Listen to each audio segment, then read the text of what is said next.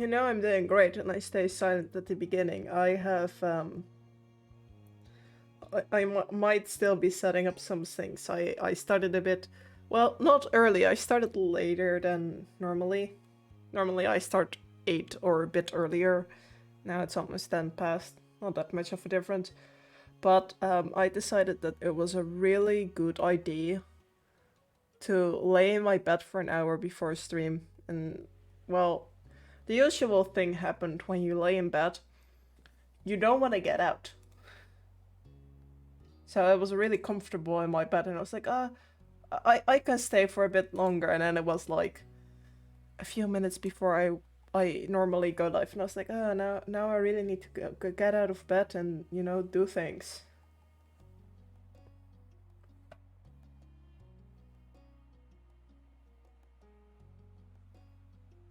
Anyway, okay, it's stream time apparently. Hi Valentine, I am doing fine. I have my break, I'm really relaxed. How are you doing?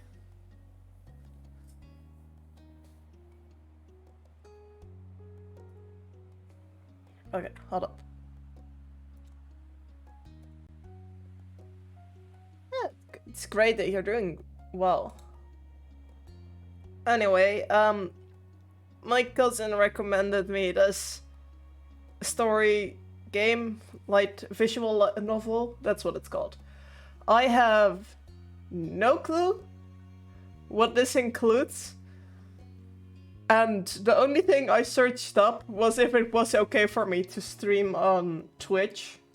Wait, I also searched up some warnings. I had those, hold up. What did the website say again? The warning said no. I had this pulled up and then I closed it like an idiot. Okay, rating 16 plus for swearing, crude humor, and suggestive content during the adult age portions of the game.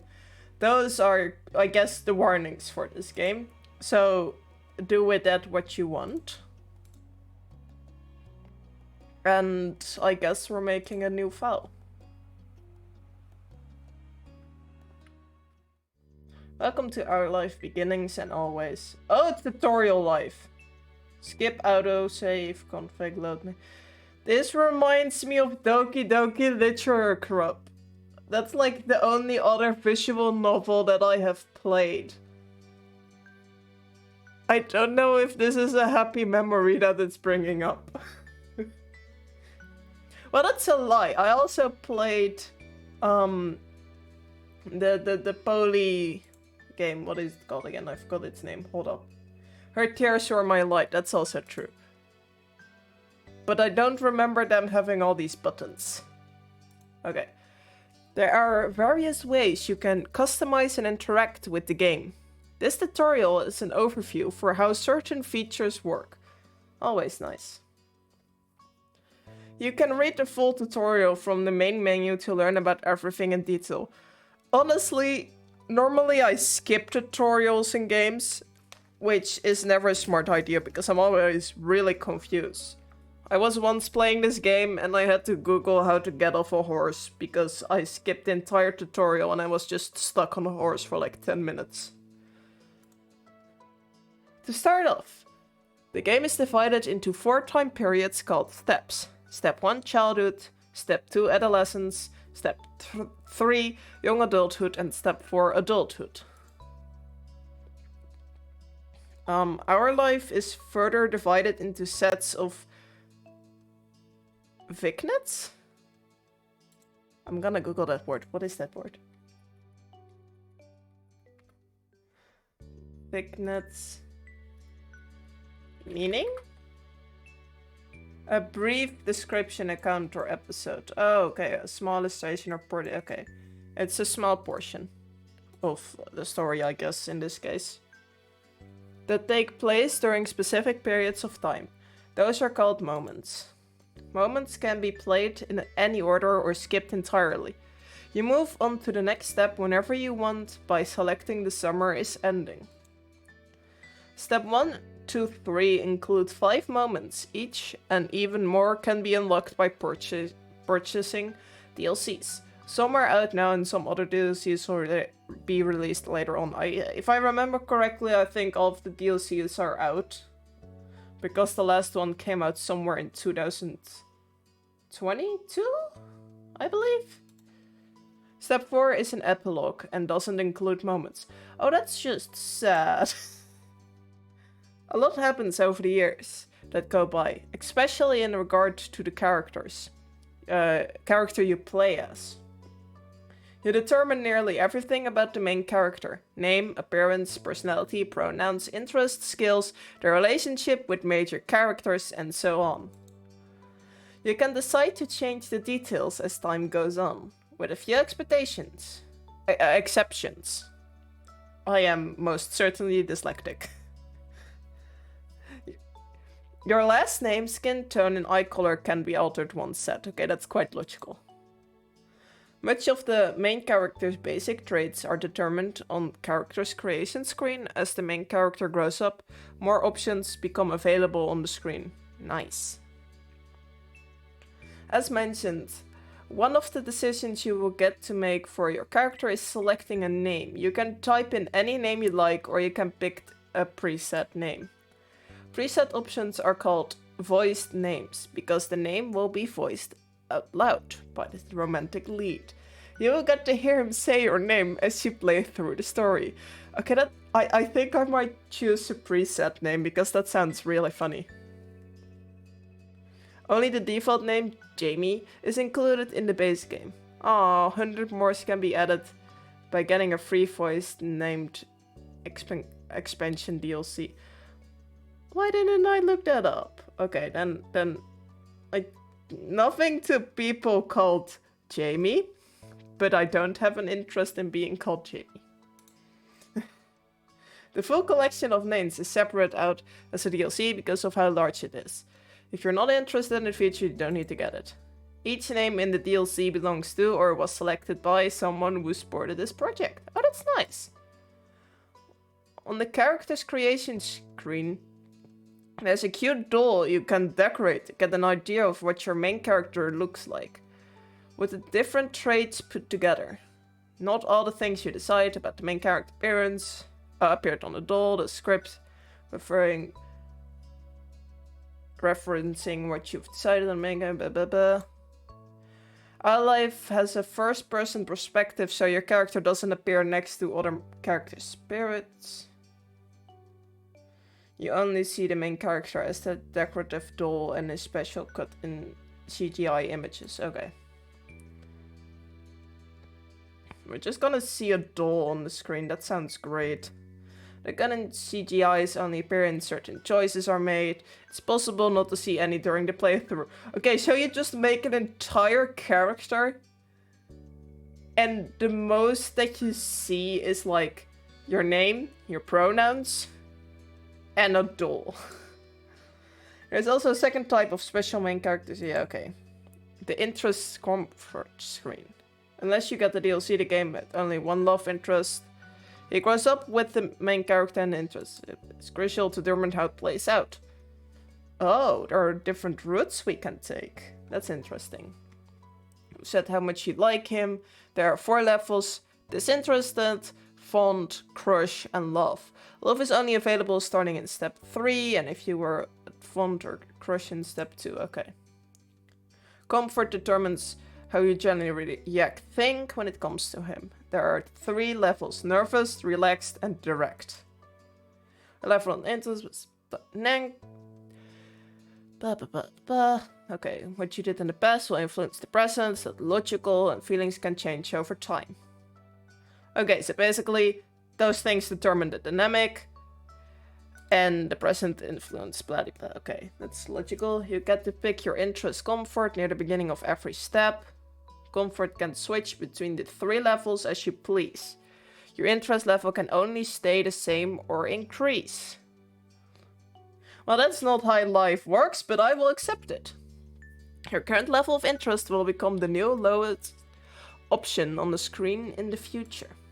For example, if you decide to be font in step 1, disinterested will no longer be available on the screen in step 2 and 3, which will make font the bottom level option. Okay, that's logical. And when it comes to physically interacting with Cove, while growing up, things are rather simple. If you get along with one another and have a close relationship, you can choose to touch him. That sounds really weird, I'm sorry. And Cove will occasionally interact with the main character in lighthearted or comforting ways. By starting in step 3, and we're just gonna ignore that. To make sure things go nicely with that, there will be an extra choice to determine okay. And a bonus mini tutorial that goes along with the choice. What is mini? Because this tutorial feels like it's taking ages. Not that I really mind, but it's a lot of information and I feel like I've forgotten over the half of it already. Basically, even if you decide you like Cove, the game won't force you to act on those feelings. Okay, that's nice. Choose to not get together with him. Give romantic gestures. Date Cove, though you can break up with him later. This game is really set on if you enter a relationship, you're stuck. Get the basics down, but the choice appears through the normal game events, decides if anything actually happens. And it's not only the main character who is impacted by your decisions. Cove grows and changes over the years. How he's treated and what he experiences will help shape who he becomes. We are responsible for not one human being, but 2 human beings and their development. My character, the main character, and Cove's character. This feels like a lot of responsibility. Cove personality and interests will vary based on what happened in the previous step. Okay. This feels like I need to raise like 2 children. Like, I'm responsible for two children. And I need to make sure that their lives don't end up being miserable. This feels like The Sims, but then without way too many choices. If something of a mystery exactly how your decisions end up changing him, you can try to guess as you go along. Oh, that's a fun game. Or if you prefer, you can also just design your own ideal Cove directly using the Cove creator option that pops up at the beginning of... No, we're not gonna do that. No. I'm gonna do that when I'm gonna chase achievements, not this. Making the choice you want is always more important than making the choice because you feel like you have to in order to get a certain result. Okay, fair enough. And a choice does appear. Usually you will see the hovering the cursor over an option shows a certain color, yellow, blue, or green. The colors aren't related to specific points or effects. Okay, that's good to know because I would have thought that immediately because that's normally what happened in games. Give a little bit of insight of the tone and emotion of the choice, since text alone can potentially be read more than one way. I most certainly am gonna misread or misinterpret so many things. Blue tends to be casual, straightforward, yellow more emotive, reactive, and green less certain, uncommitted. I've already forgotten that, but that's fine. I don't need to remember that.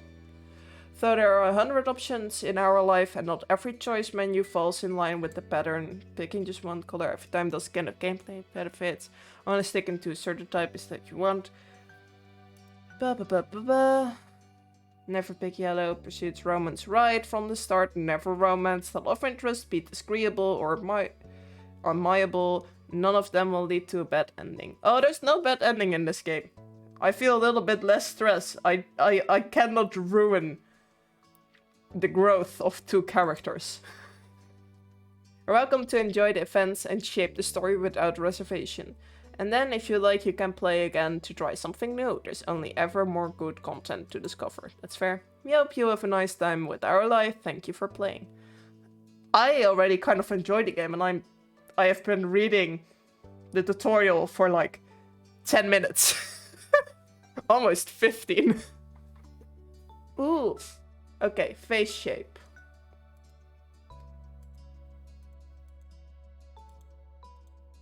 That's a lot of face shape. I'm gonna go with round.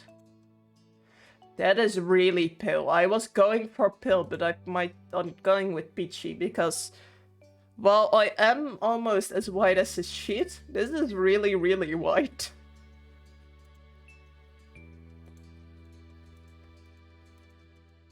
Sharp, pointed, lidded. I'm going with round 2. Ooh, pink. We can do a natural colors. Okay, which color am I going to do? I like blue. Ooh. There's so many options for this game. I did not expect it, to be honest.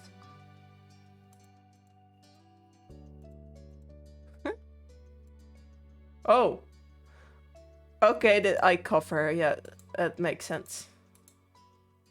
These are a lot of choices. I think I like flowy too. That's adorable. There are so many choices. Oh.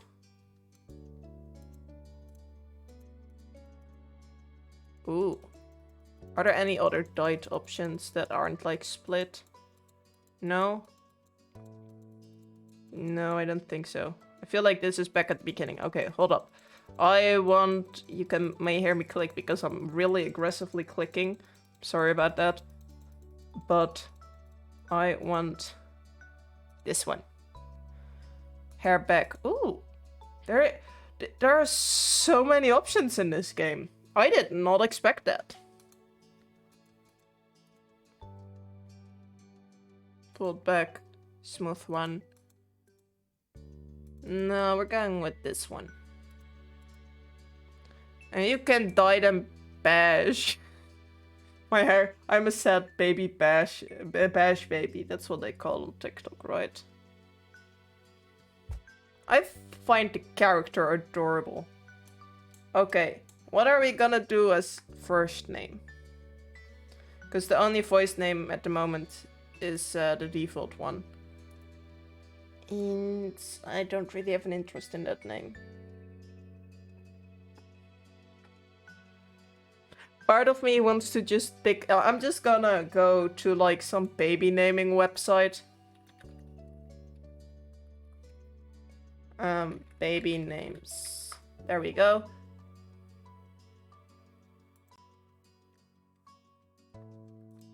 Okay, what interesting ones do we find for this character? Ooh, I'm sorry, but who is calling their baby True? I'm gonna call this child True. You're not True. Dang it, I cannot copy-paste it. Okay. Last names. 100 cool last name. This is how I name all my characters, basically, by the way. Okay, what's like the first name I see? Hope. True Hope. This child. Oh, poor child. Okay. Okay, this is True Hope. It's a pleasure to meet them. Birthmarks. I cannot even see this one. I think it's covered by the hair. Same for the scars, but I don't need... Okay, I find the rosy cheeks adorable, but they don't really fit my character, I feel like.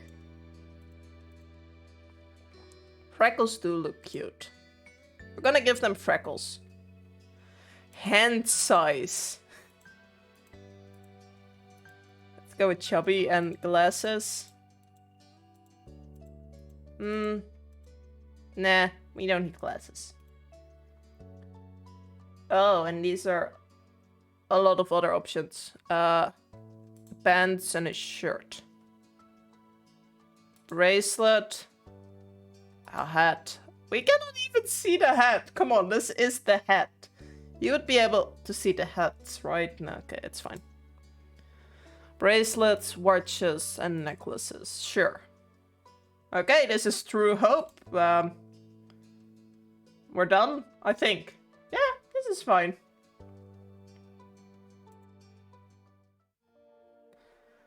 Ooh, already got an achievement. Which one?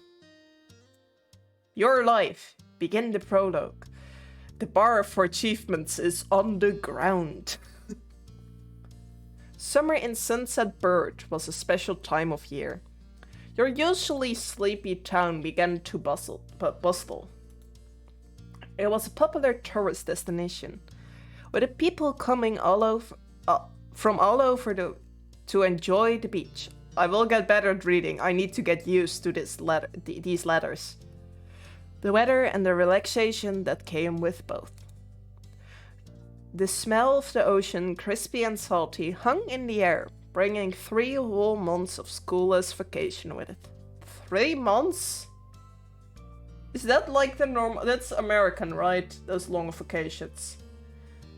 Now I think about it, now I think we have maybe 2 months? A month and a half? I don't think we have a 3-month long vacation, but okay. During the summer, your moms didn't like you to wander too far outside of your neighborhood, so you knew the area pretty well. That included the people. Families came and went from Sunset Bird, but they mostly stayed and did what your mom called putting down roots. They built businesses, they got to know each other, and they definitely said hello to the nice young kids who waved when passing their stores. Going for a walk around town mostly meant that the familiar, friendly residents waved or asked how your family was, or most often just said hello. And then there's me, who I don't even know how my neighbors look. Yay! You didn't really get why they always said hi. Why they always had to say hi. They saw you every day, but you nodded back at them anyway. That seems like a me move. You end up saying hi to a lot of different people, since most of the tourists that came and went every summer were the same ones. You were too anxious to say hi back to most of the other residents that greeted you, but they all knew you well enough to expect that. Never mind. I was gonna go with this one. I'm gonna go with this one. They still smiled at you anyway, and it made you feel a little more comfortable. But today, there was a man sitting on the curb outside your house. That's a red flag, I think. I'm just assuming that since they don't say, I know the man, it's just, there was a man. And I don't really like, because this is at the moment, we're in the childhood stage. This is a child.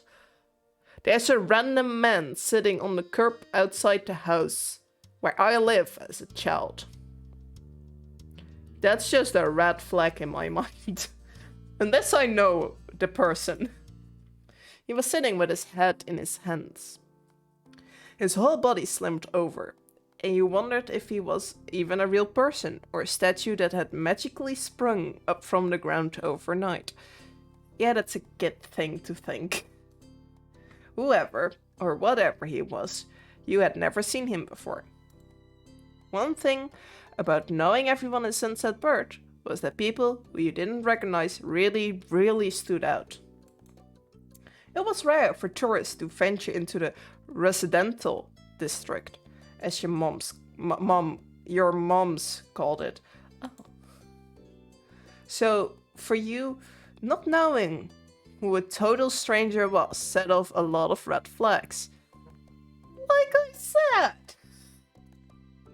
Your moms had a talk with you and your big sister Lizzie about this kind of situation before. You hadn't exactly been listening at the time, you think it could be okay to talk to new people. They mentioned that some people aren't good to talk to, but that other types of people can help you even if you don't know them. You remember that it's okay to run away if you feel uncomfortable. You don't have to worry about being polite to them. Polite then. I don't like the blue option at the moment. I don't know. I feel like the running away if you feel uncomfortable is the best option in this case. So I'm gonna go with that one. You weren't sure about this man yet. Still, you felt a bit scared knowing that he was blocking the way to your front door. But you were pretty interested. You wanted to know more about what was going on. Whenever he was nice or not, you didn't want to be bothered. I'm learning something about myself with the options I choose. And that I haven't decided if that's a positive or negative thing yet.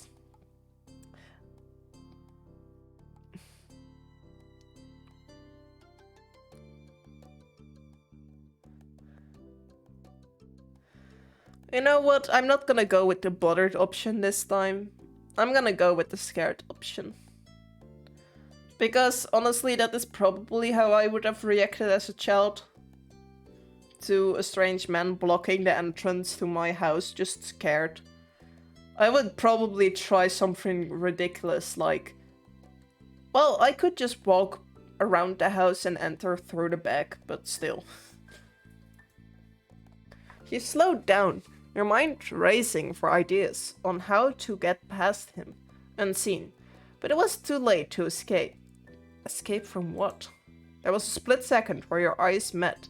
You took in a shaky breath, your eyes starting to the sky, pretending to stare at a bird who was hovering nearby. Ah yes, that's totally not obvious. Hey! His voice startled you, and made you jump, but still, you didn't look at him. The bird landed on the top of a nearby gate post, and its black feathers ruffled against the gentle breeze. Trying to keep your eyes on it was tough, especially when the man stood up and started to make his way towards you. That's... maybe we should run. Is there a running option? Not wanting to seem too approachable, you folded your arms and stared. Ooh, I don't think that's the best option. I don't know about you, but an angry-looking child... I probably won't be scared as an adult of a little child trying to stare me down. Still unsure about him, but willing to be friendly, you offered the stranger a smile. Most definitely not. Your whole body was frozen in place as he approached. Where's the runaway option? Okay, no running away this time. Fine, I get it. Then which one of these three would I want to do? We're gonna... You know what? I said I wouldn't be scared of a small child, but I also know that small child me could absolutely kick someone in the knees. Let's stare him down. So... Do you live around here? What's your name? Why would you go around asking a small child that is alone, do you live around here? What's your name? Like, that sounds like the worst thing to ask a child that is alone somewhere on the street. Well, maybe if they're like lost and definitely look lost, but that dude is more lost than my character. You look the man up and down, taking in his tanned skin and relaxed appearance. At least his clothes were relaxed. The way he was acting wasn't. He had sharks on his shorts and a stingray tattoo. Ian wondered if he was obsessed with the ocean or something. Probably. While you made your assessment, he looked at you expectantly, waiting for an answer to his question. Who are you? Yeah, I live here.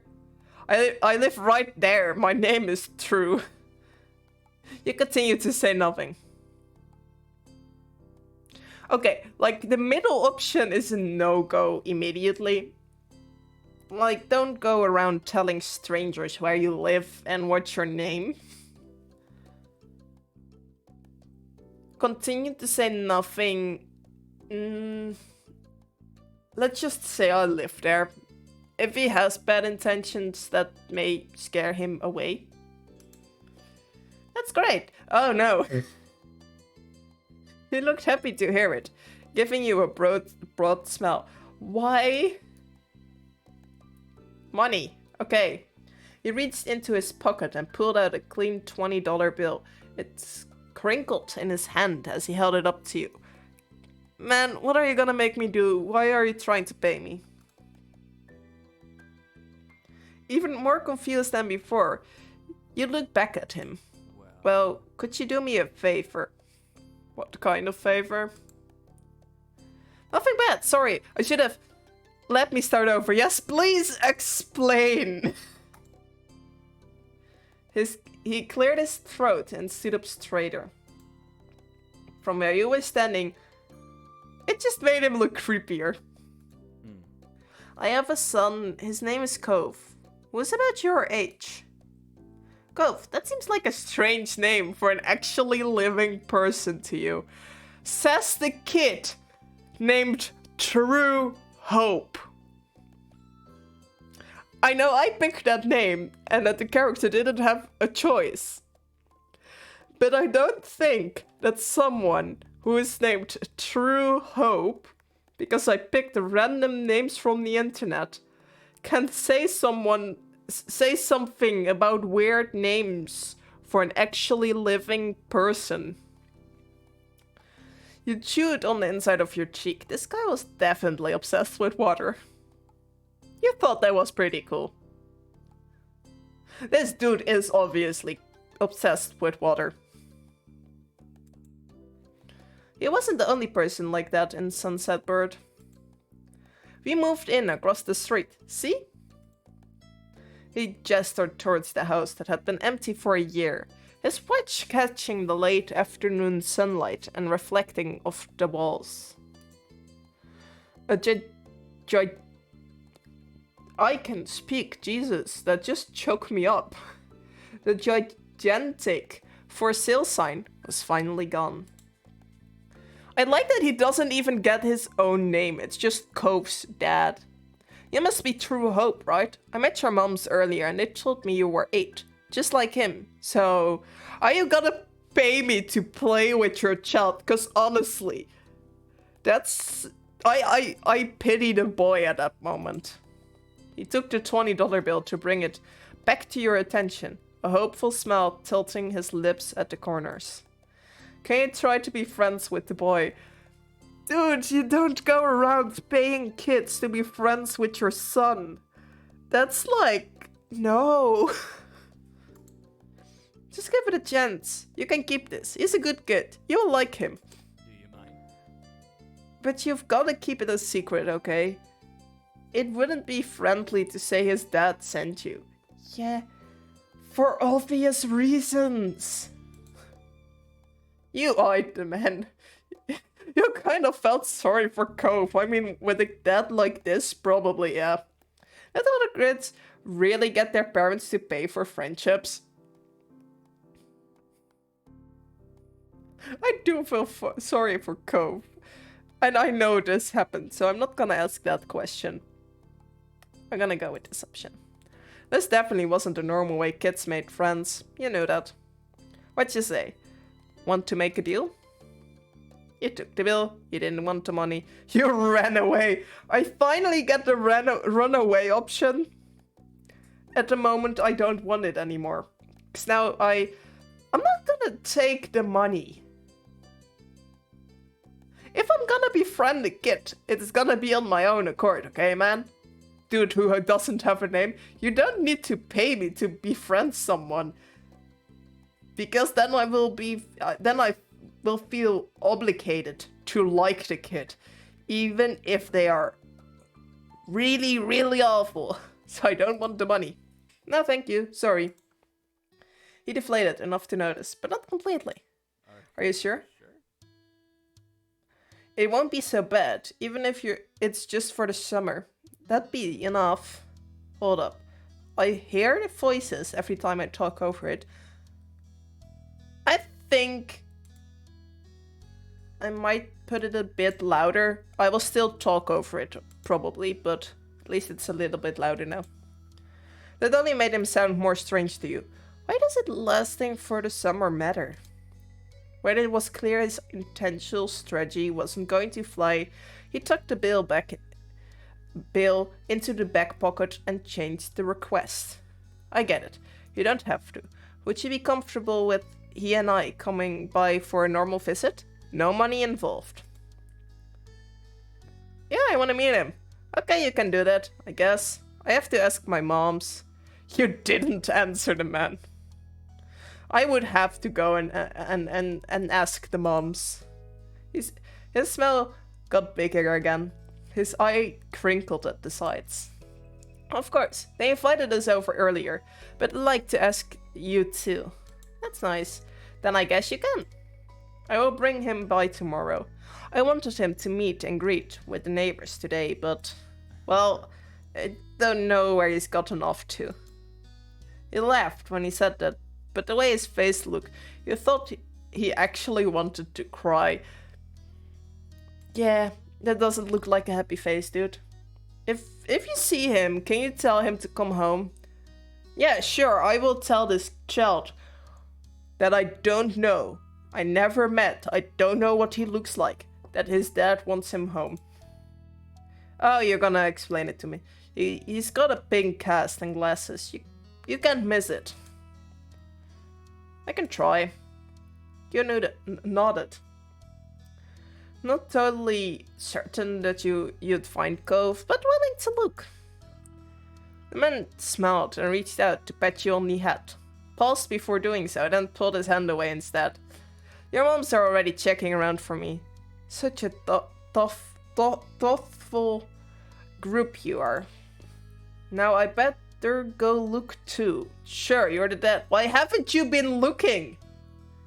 Why are my moms looking for your kid while you're sitting crying on a sidewalk and asking another kid to be friends with your kid? That is not the way to go, dude. Can't put everyone else to work while I keep sitting here. Yes!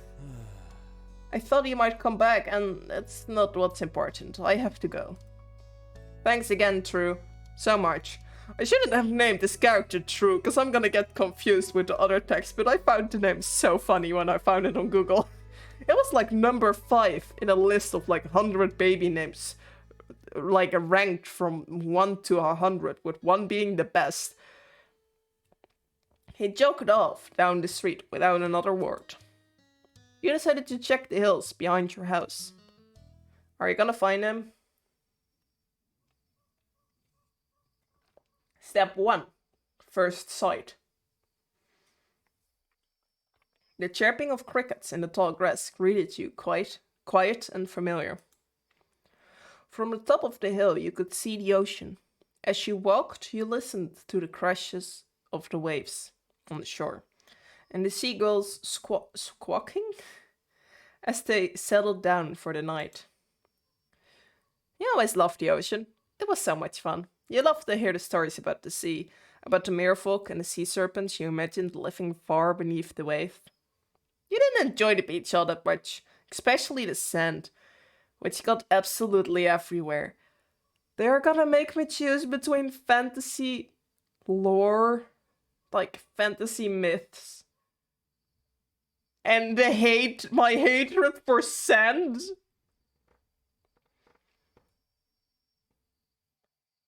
What am I gonna choose? How can they force me to make a choice between these two?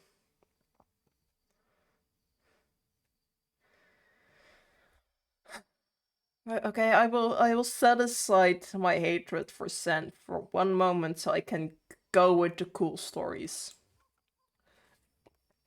Sometimes you could almost convince yourself you had seen the flash of a shiny mermaid still in the distance. You took in a deep breath. You wanted to try to relax, and couldn't. You weren't sure what, but something told you that you weren't alone. So you glanced around, and we find a kid staring at us. There was a boy sitting at the top of the hill. Of one hill. Never mind, not the hill, one hill. Almost completely hidden within the long grass, and white flowers surrounding him. His head was buried in his knees, staring ahead of himself.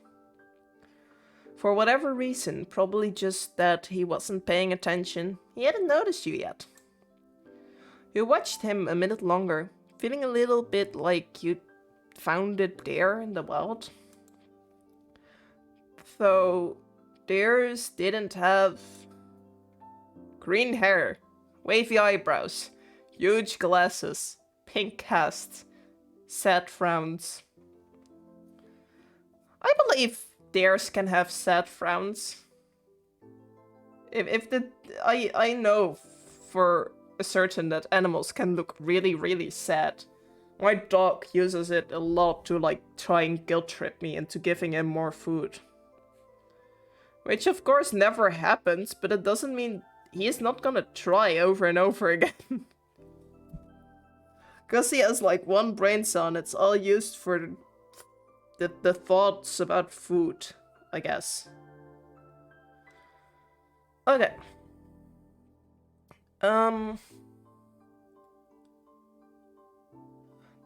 Theirs can also have pink casts. I think I'm gonna go with green hair. But this new boy did. You watched as it fluttered softly around his face in the breeze. After a few more seconds, you took a step forward, then another. And then he glanced your way. His aquamarine eyes reflected the light of the moon. He stopped, raising a hand to acknowledge him and show you weren't scary. Look at me, I'm this totally scary kid that has like the worst name imaginable. I need to find a better way to name characters, I'm not gonna lie. Hi! Hey, Space Cadet! Are you lost? Let's just go with hi, cause hey, Space Cadet? Not something I would say. Are you lost? No. Then don't start with that, just go with hi. With a start, he jumped to his feet, his hands balling into fist at his sides. He didn't say anything, just stared at you in a strange way. He'd been crying. There were traces of tears on his cheeks, and his knees soaked the hem. Oh, and his cheeks. Knees. I can read. I am very confused about what I was reading, and that was pretty obvious, I think. Soaking the hem of his shorts. And his eyes were still shining, with a few more.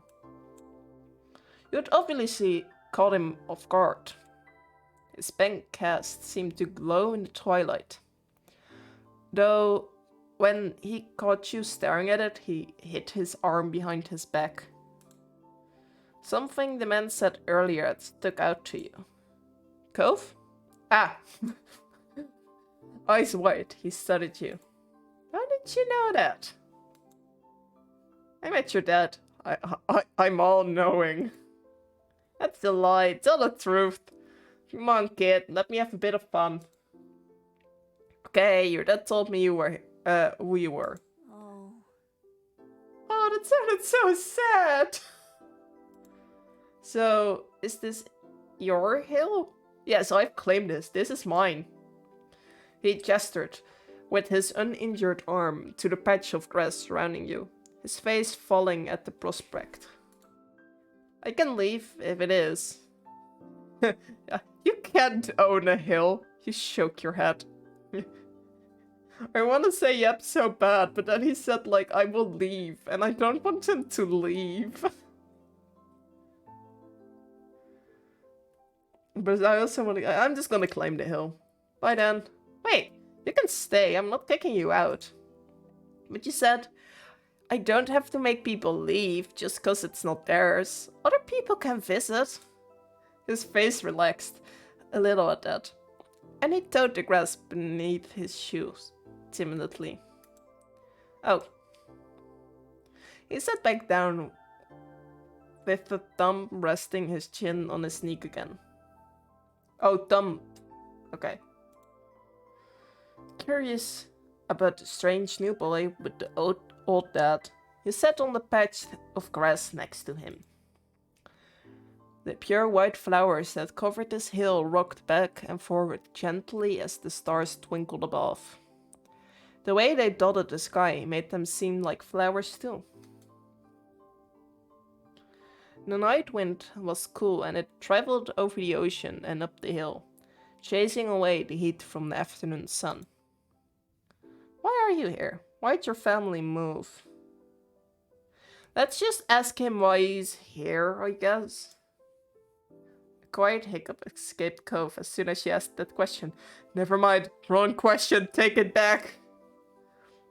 Almost like they never stopped, his tears started up again, with a vengeance. My parents, they don't want to live together with me anymore.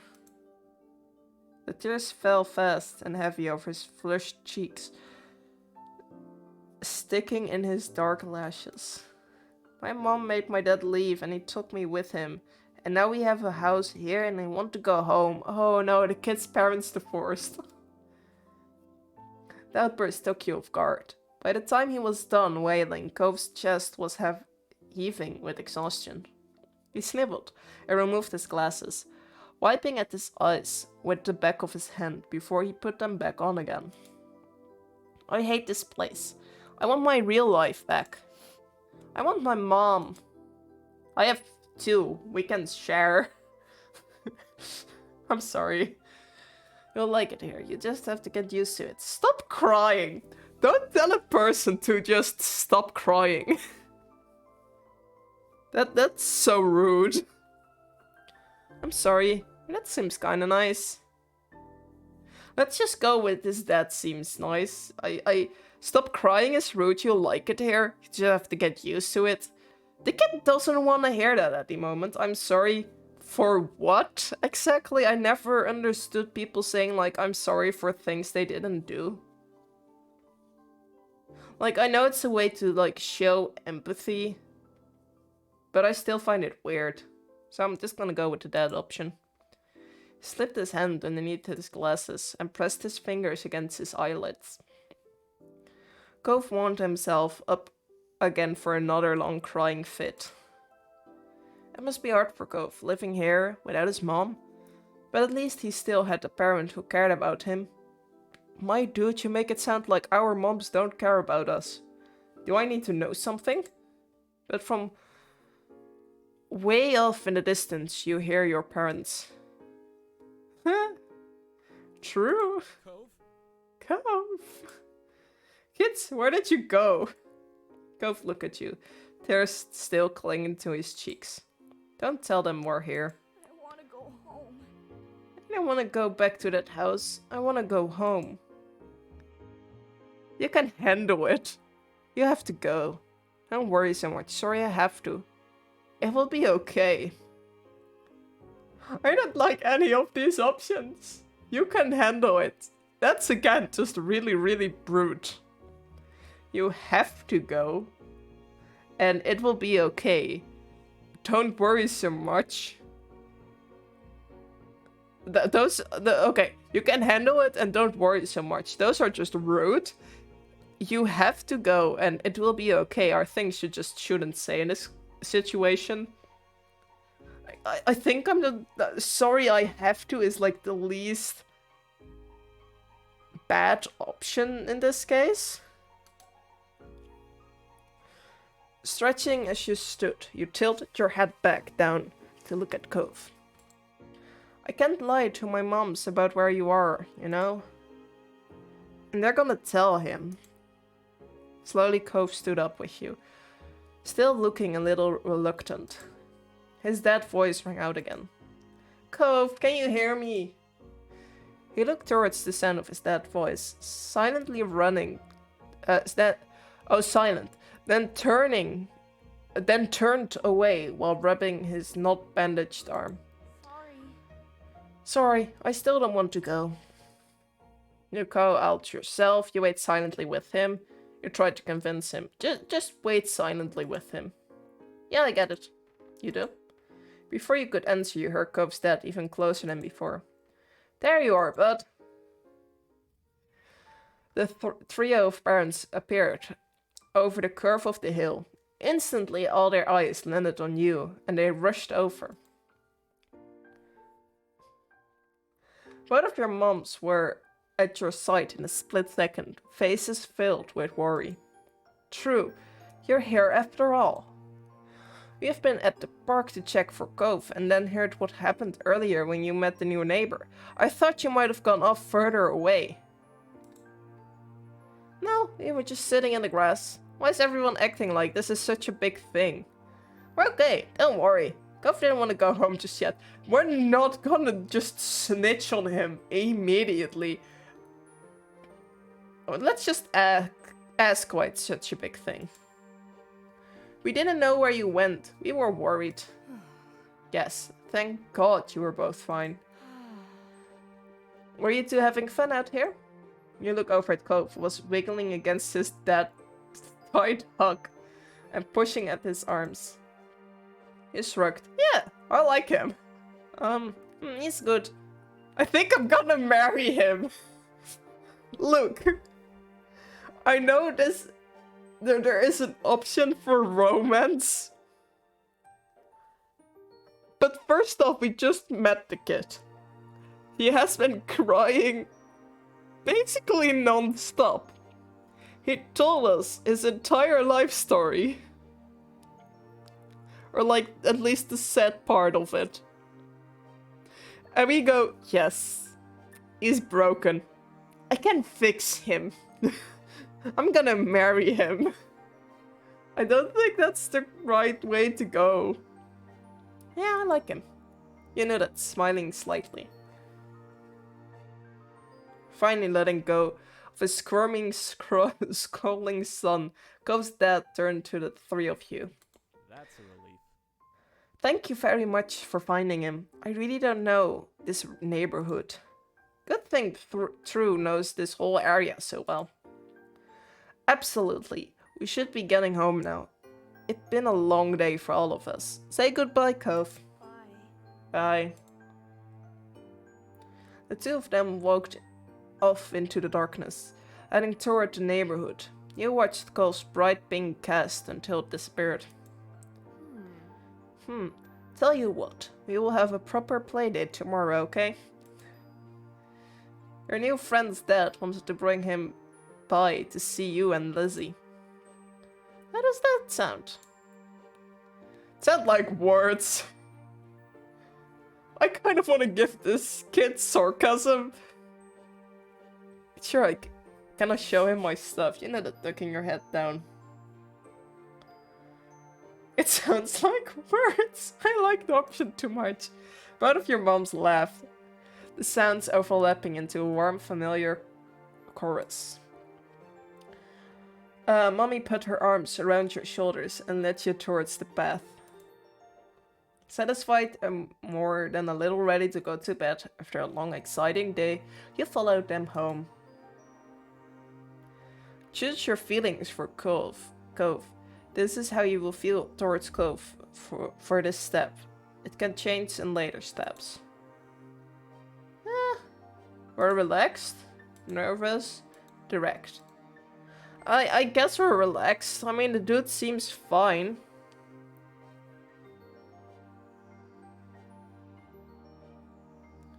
And the interest. Well, I remember, I'm gonna save. Hold up. Before I go any further, I should have saved at the start, but let's just save here, I guess. Since they said, what did I say? That the level can only, like, go down? No, go up.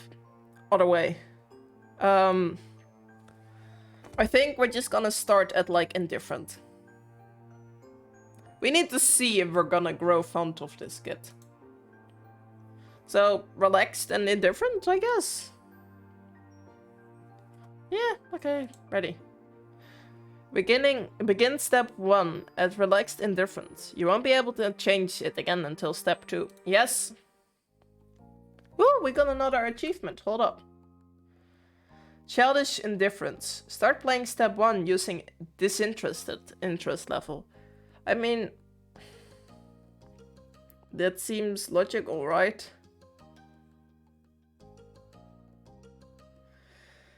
I guess.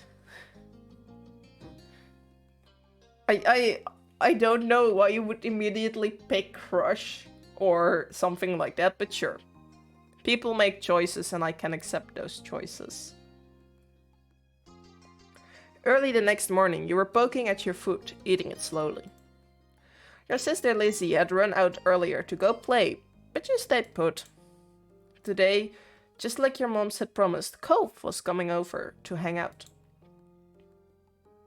You guys are way more zoomed in now. Jeez. Excited to see your new friend again? True. Maybe we can become friends. I have another achievement. Start playing step 1, 2, or 3 using the relaxed comfort level. I'm just getting all the achievements. Okay. With that said, are you done with your breakfast? Wait. Can I go back? I don't have a back button. I forgot to read what it just said. Skip, auto, save, config, load, log. Okay, it was that. Maybe we can become friends. Okay. I don't remember if I read it yes or no, and I just clicked, and then I was like, hold up. Did I actually read it, or did I just miss an entire sentence? Now I know where we can find the log. Yeah, I don't know. Am I? Your bowl was entirely empty. Say you nodded. Yeah. Am I?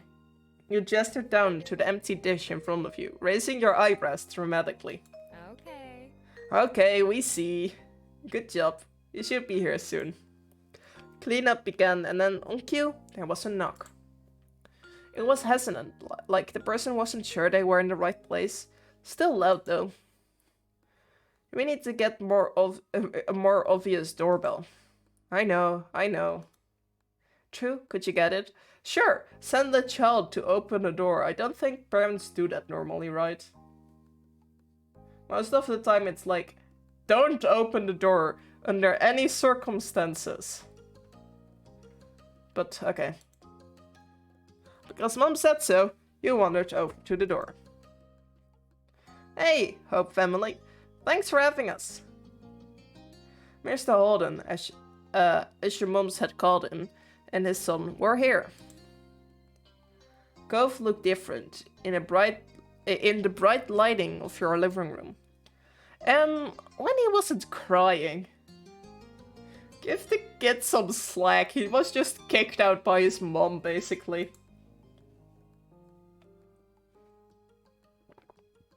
With his dad standing in front of him, and Mom and Mommy behind you, you and Cove looked at each other. You stared at Cove apathetically. This was the parents' plan, not yours. Not seeming any more excited than you were, he just stared back. You twist the threaded bracelet on your wrist. You twist this crystal beaded bracelet on your wrist. You twist the flower bead bracelet or your shell bracelet. Threaded, crystal, flower, or shell. I like crystals. You wanna go play in your room? True. Sure. Come on, it's upstairs. Okay. Kid, can you sound a little bit happier? You sound so sad. Take care. Let us know if you need anything, you two. Have fun, kids! See you. See you later, son. Play nice. I'm gonna say the voice is just loud. Okay, maybe that's a bit too loud. Let's just put it around here or something.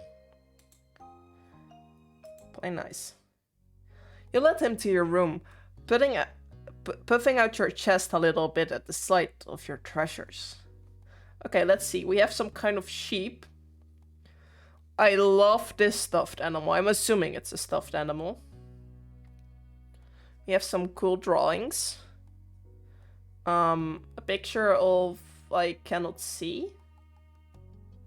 A box full of paper.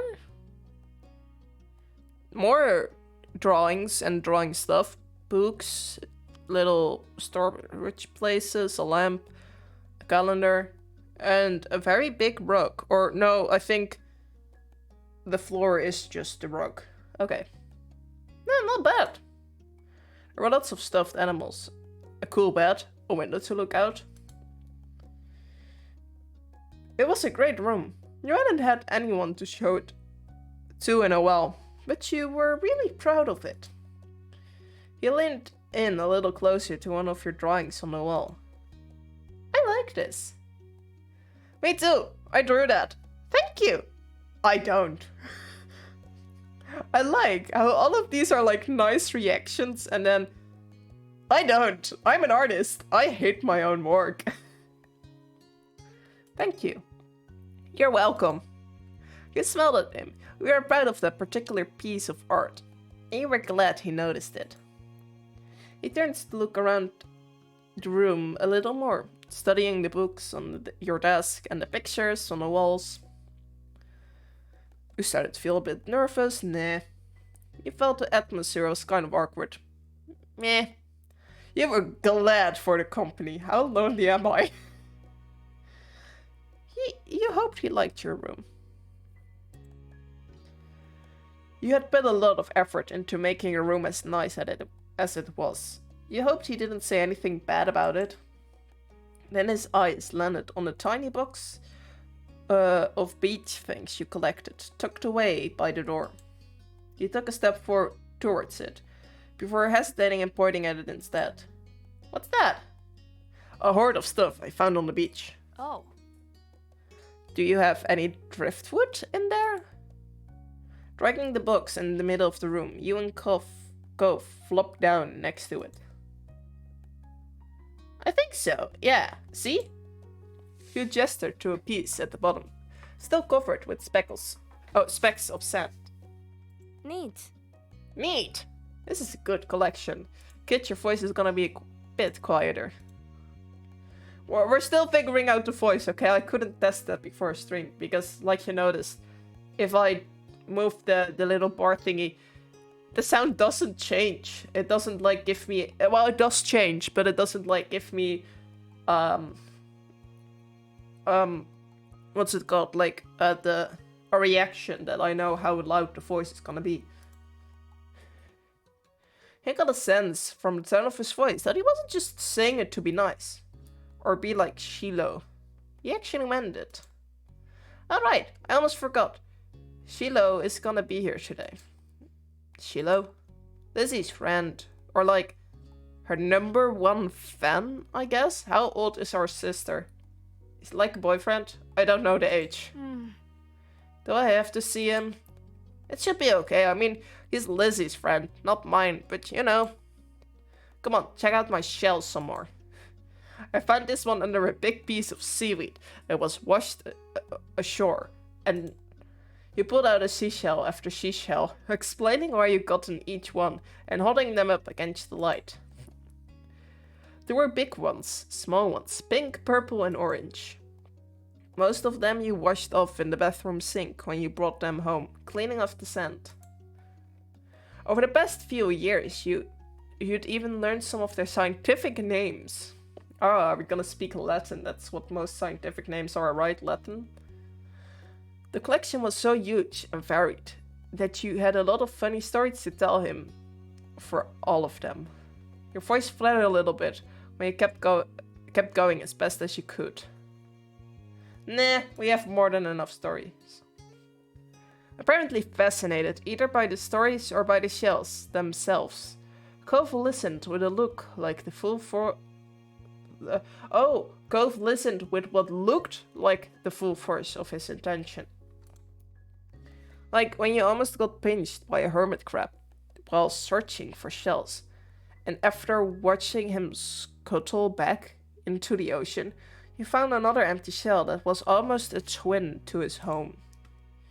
It was a new experience to be the center of such dedicated focus, even if it was only directed at the shells. Kids, come down to the living room.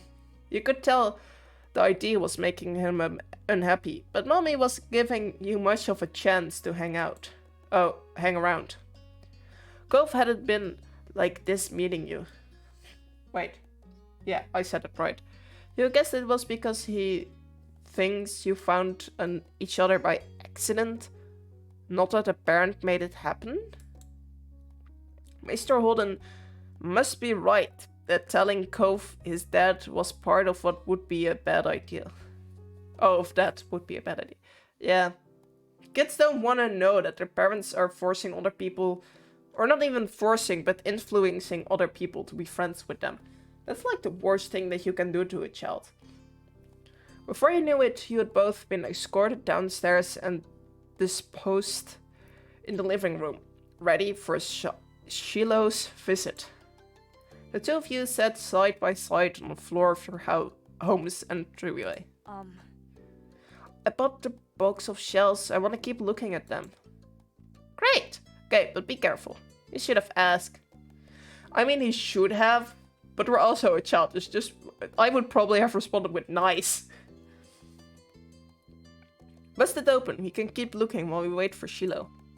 Cove reached in and pulled out a big orange shell. Oh. Like he hadn't spoken aloud yet, he turned to you and held it up, his eyes shining. I think this one is the best of them. That's my favorite too. I like a different one. I can show it to you. You can take it. From what I hear, we have a lot of shells we can share. Cove looked at you in surprise, his eyes going wide. Really? Sure, you like it a lot, right? Uh-huh, but I don't want to take it from you. It's okay. You got the impression he was hesitant to accept something because he didn't know you very well. You insist, you let it go. I'm gonna insist, this boy is gonna get that shell because he liked it. We're gonna be nice and I now am forcing my special interest onto this kid. No, it's okay. It's okay for you. That's a weird sentence for me, but okay. You pushed the shell against Cove's chest, willing him to receive the present, but Cove firmly shook his head and kept his arm tightly at his sides. It was a battle you couldn't win, at least not today. Cove is your neighbor now. Maybe give it to him another time. Just go visit him. Go to his room. Leave it in his room. The two of you were still sitting on the floor looking through your collection of beach findings when the doorbell finally rang. Cove jumped, startled by the sound. Since the person hadn't knocked, you figured it was probably Shiloh. You knew where to look for that. Lizzie's friend? You knew that. But that didn't seem to make Cove feel better. It was already obvious that Cove didn't hide his feelings well. You could tell what he was thinking right away. This isn't a good idea. He'll be alright. He's here. We can't tell him to leave. We most definitely can tell him to leave. He's at our only door, and if we go upstairs, he will find you. That sounds like a threat, kid. I don't know if you meant to threaten this poor kid, but, yeah.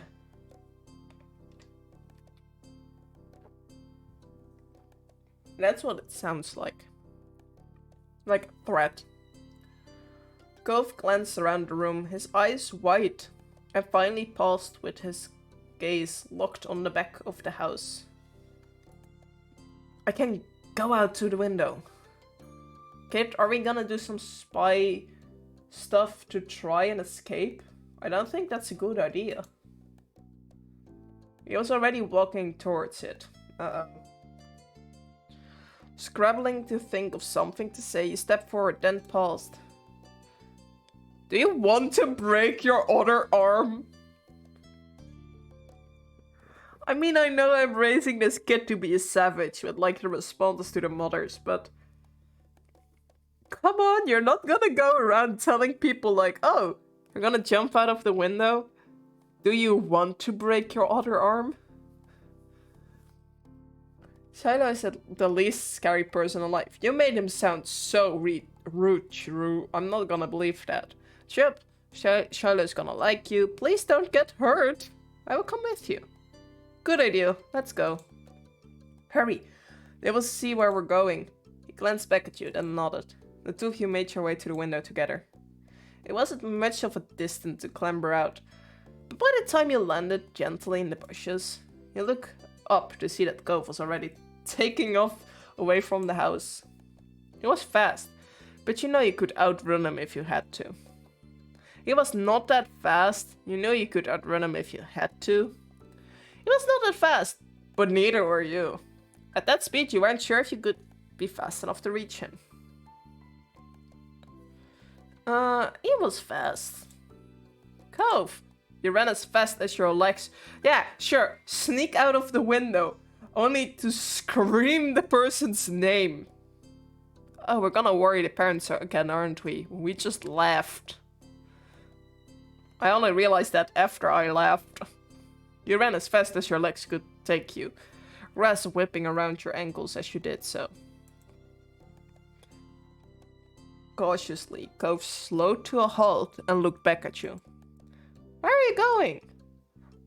I don't know. Somewhere else. I don't want to see... True! You looked back and saw Shiloh huffing down the hill after you. The backpack he clutched bouncing all around along the way. Where are you going? Can I come? He must have seen you leave out the window and followed behind. Hi. Oh, I thought it was older sister. This boy looks way younger. Okay, it's a toddler. Now I get the number one fan. That's something toddlers do. Yeah, I get it now. Oh, hi. Are you Cove? Yeah. Yeah. I'm Shiloh. Okay. Yep. Are we going back? Or are we gonna play outside? Shiloh's eyes moved between you and Cove. The smile remained strong on his face. It got a tiny frown from Cove in response. You were just grateful he hadn't asked why you had been running away. I mean, it's a child. I'm not even sure he would have noticed. And that's just me speaking the truth. Okay. Inside, we left the books on the floor. Right, my shells and stuff. We have to make sure they're okay. Okay. Kid. Jeez.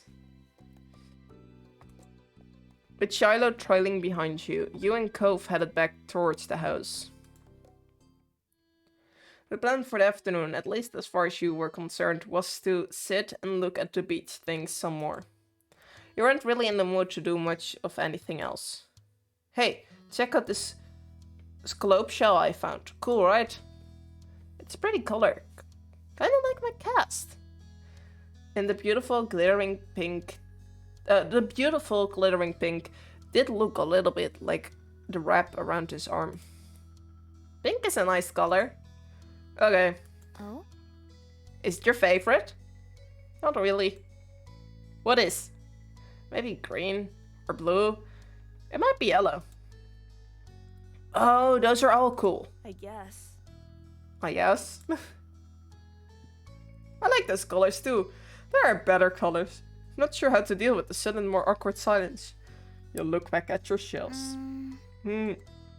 Like usual, it didn't take long for Shiloh to get fidgety. Lizzie was his favorite. Without her around, Shiloh didn't seem to know what to do with himself. And Cove wasn't like your sister. He wasn't that much like you either. Is Lizzie coming back? No. Huh. Where'd she go? I think she's at the beach, probably. She playing at her park? Her park? Okay. Cove's eyes lit up at the mention of the park, and he looked up towards you. There's a park? Yep, but it's old. Can you show me? I wanna go. He started getting up before you even answered. Shiloh jumped up beside him in excitement. Oh no. Really? You do? You did too, right? True? That park is fun. I love it. The park is pretty great. Yeah, it's right at the beach, so there's There's lots of fun stuff to do and lots of sand. Oh no, not sand. It has a jungle gym and a bunch of swings. That sounds like it could be cool. So, are we gonna find Lizzie? I don't know. Never really wanted to see her. I just want to check the park out. Adrift without any direction. Shiloh turned to you. Okay. He perked up. Both boys wanted to go. Was only fair. After getting permission from your moms, the three of you were ready to head out. It was a short walk to the park. Lizzie had convinced your moms that it was so short she should always be allowed to walk there by herself. When you found her, she was hanging on the jungle gym, swinging back and forth. Hey Lizzie! Her face lit up when she saw you, her big brown eyes going wide. True! Shiloh! Hi! She dropped to the ground and landed with a soft thud in the sand. In a split second, Shiloh had abandoned you two and scrambled over to stand by her. You were used to being left out when it was just the three of you, but now, Gove was there. You weren't sure if this was an improvement. Who's that? Gove, he's new. Hi. Hi. I remember. Hi, Cove. Welcome to my park. Nobody ever comes to play here, so it's where we get together. She gestured wildly with her arms, as if to present the area to the newcomer. While Lizzie continued talking, you took the chance to kick off your shoes and wiggle your toes through the warm sand. I'm just gonna act as if I like that, because internally I'm crying, but this is fine. I can totally imagine. No, I'm not gonna imagine that. Nope. Nice, eh? In this neighborhood, I'm the one who comes up with ideas. You are? Uh-huh. Yeah, I am. Who else could handle the job? Lizzie is the oldest. Oh, that's where I got that she was the oldest, because she is. Okay, then I think, like, this boy is younger. He and I were, what, like 8 or 9, if I remember correctly. And then she is like, what, 10, 11? Something like that. By a lot. My mom said your true age. Yeah. Yeah? Thought so. I'm still the only one in this group with double digits. Okay. So she's at least like 10, 11, 12, 13. 13 seems pretty old. So like 12. What about other kids? Other kids? There aren't any. We're the only kids here. And Shiloh is just visiting from another place. Not even tourists really bring their kids here. This is the land of ancients. Be careful that the oldies don't try to steal your youth. Oh. Oh. For a second, it looked like he might cry again. But something in his eyes shifted and he looked back at Lizzie. What kind of old people? Like moms and dads? Or grandparents? Grandparents who don't have kids. They hate kids. Why? We haven't done anything.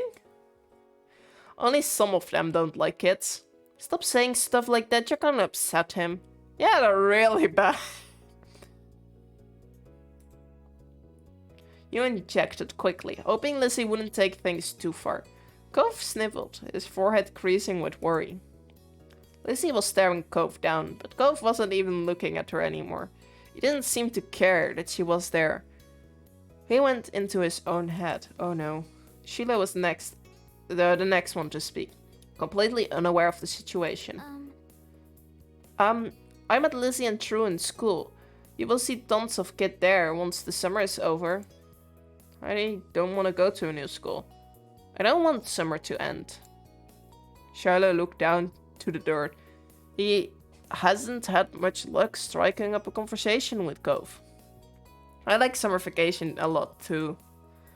All the building tension in the air suddenly vanished when Lizzie laughed. At Shiloh's discomfort, at how weird she thought Cove was. At something else entirely. You didn't really know, but she left, face crunching up. Okay. Welcome to Sunset Bird Cove. Take a seat, put up your feet, and get used to it. No, he's right. For the rest of the summer, Cove was always there. You saw him more often than Shiloh, and on some days, when she was in a bad mood or busy, you even saw him more than Lizzie. He became a staple of your everyday life. The way sun and lunch and the beach were. Oh, okay. That first summer, you hadn't really been interested in one way or another. He was just kind of a fact of life. Someone you met with because he was there. Of course, that was only the start of things. Oh, we can do memories! There's a ghost in the DLC, a runaway sleepover.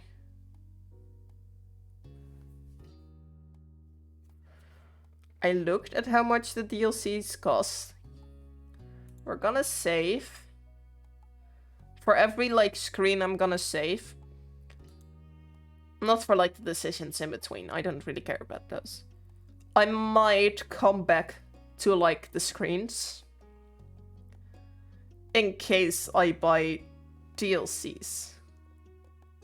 In case. I'm not promising anything. But I might do it because I enjoy this light novel. Shopping. Come back before it gets dark, alright, sport? The familiar voice drifted across the street and drew your attention away from the snail you had been watching inching closer across the pavement. Cove waited in front of his dad, pushing his green hair back off his face, from where the breeze was blowing it over his glasses. He looked to be paying only a mild attention, as he was being handed a few slips of green paper. Gosh, I wonder what the green paper could be. It reminded you of when you first met Mr. Holden, although he was probably not paying Cove to be friends with himself. Okay, I know that has stepped low, but I don't think he's stepped that low yet. Cove's dad seems to feel your gaze somehow. Or maybe you made a noise because a second later his eyes were on you. He waved you over with a smile. He looked happy to see you, but you still felt a little weird for getting caught. You had gotten to learn you gotta learn how to be more sneaky. You brushed your hands together to free them of sand, then jogged over to join the two. How's it going? Good to see you again. What excitement are you up to date through? Taking a walk. I found a pretty cool snail across the road. There's a lot of snails around here. Mr. Holden grinned at you kindly. After you finished answering the question, Mr. Holden's attention returned to Cove, who was preoccupied with folding the bills he had into a tiny rectangle. His I forgot the English word. Sounds fun, you know. Cove was about to hit the stores by the beach. Why didn't you go with him? My dude, you gotta stop pushing kids to hang out with your son. It's getting sad. He shrugged. Cove was in the progress of making a similar motion. You didn't have anything else to do. And you hadn't been to the stores in a few days. Maybe there's something new to look at. Maybe? Is that okay? I guess. I was going by myself, but I guess it is. You don't have to. Great. I'm making sure you guys will have loads of fun. Oh, I'm sure. That makes a lot more sense than I will make sure. I was like, you're gonna make sure how now? Mr. Holden reached into his pocket and pulled out a leather wallet. That's the English words I was searching for. The rectangle. Why didn't they just call it a wallet? That's what I'm assuming it is. Wallet filled with money. You found it odd, since your moms only ever seem to have cards in theirs. Here. He leaned in and pressed the crisp pen to Cove, giving him a wink and a whisper. Get something for your friend too. Sure. Good kid. That's my boy.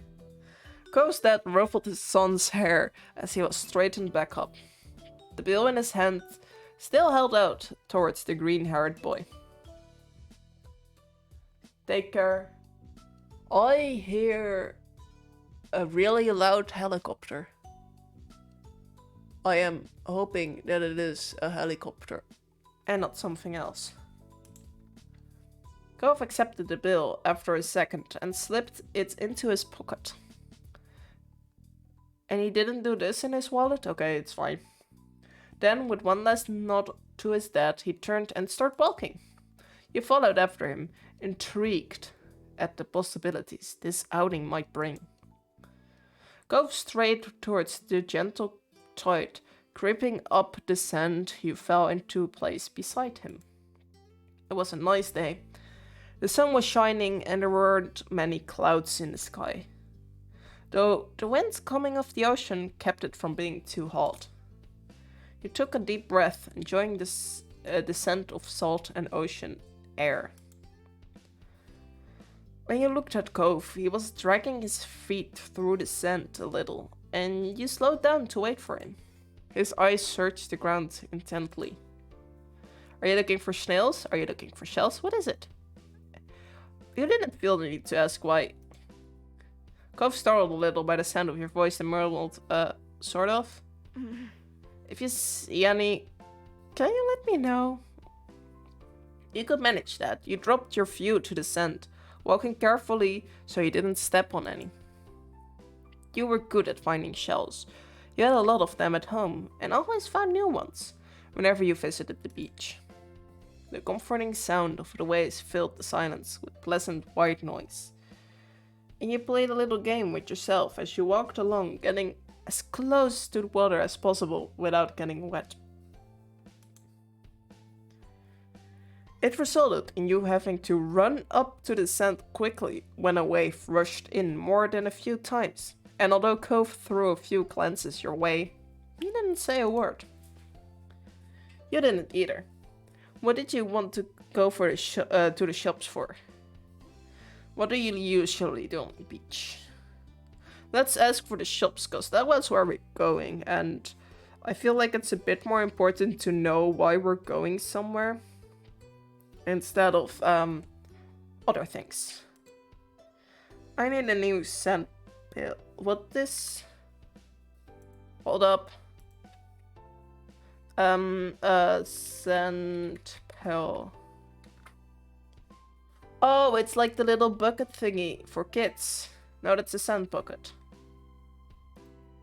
Is that the right word? I guess. It's a little scent bucket, like the kid's toy. Meaning.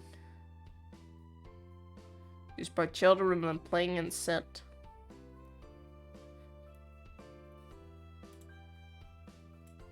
Now, mainly US. Yeah, okay. UK usually bucket. Yeah, okay. I've learned UK English in school, so that explains my confusion about a word used in America, or mostly in America. Yeah, what happened to your old one? Cove narrowed his eyes, seeming to think deeply for a second. Whoa. It disappeared. Yeah, okay, fair enough. Things do that sometimes. It's like the way of the nature of objects or something. What, really? Cove ducked his head down, placing his fingers behind his back. It didn't seem like he was going to continue, so you nudged his arm. How did that happen? Well... Cove opened his mouth, then shut it again, considering... I took it to the beach one day. Uh-huh. When I got home, it wasn't anywhere. You left it at the beach.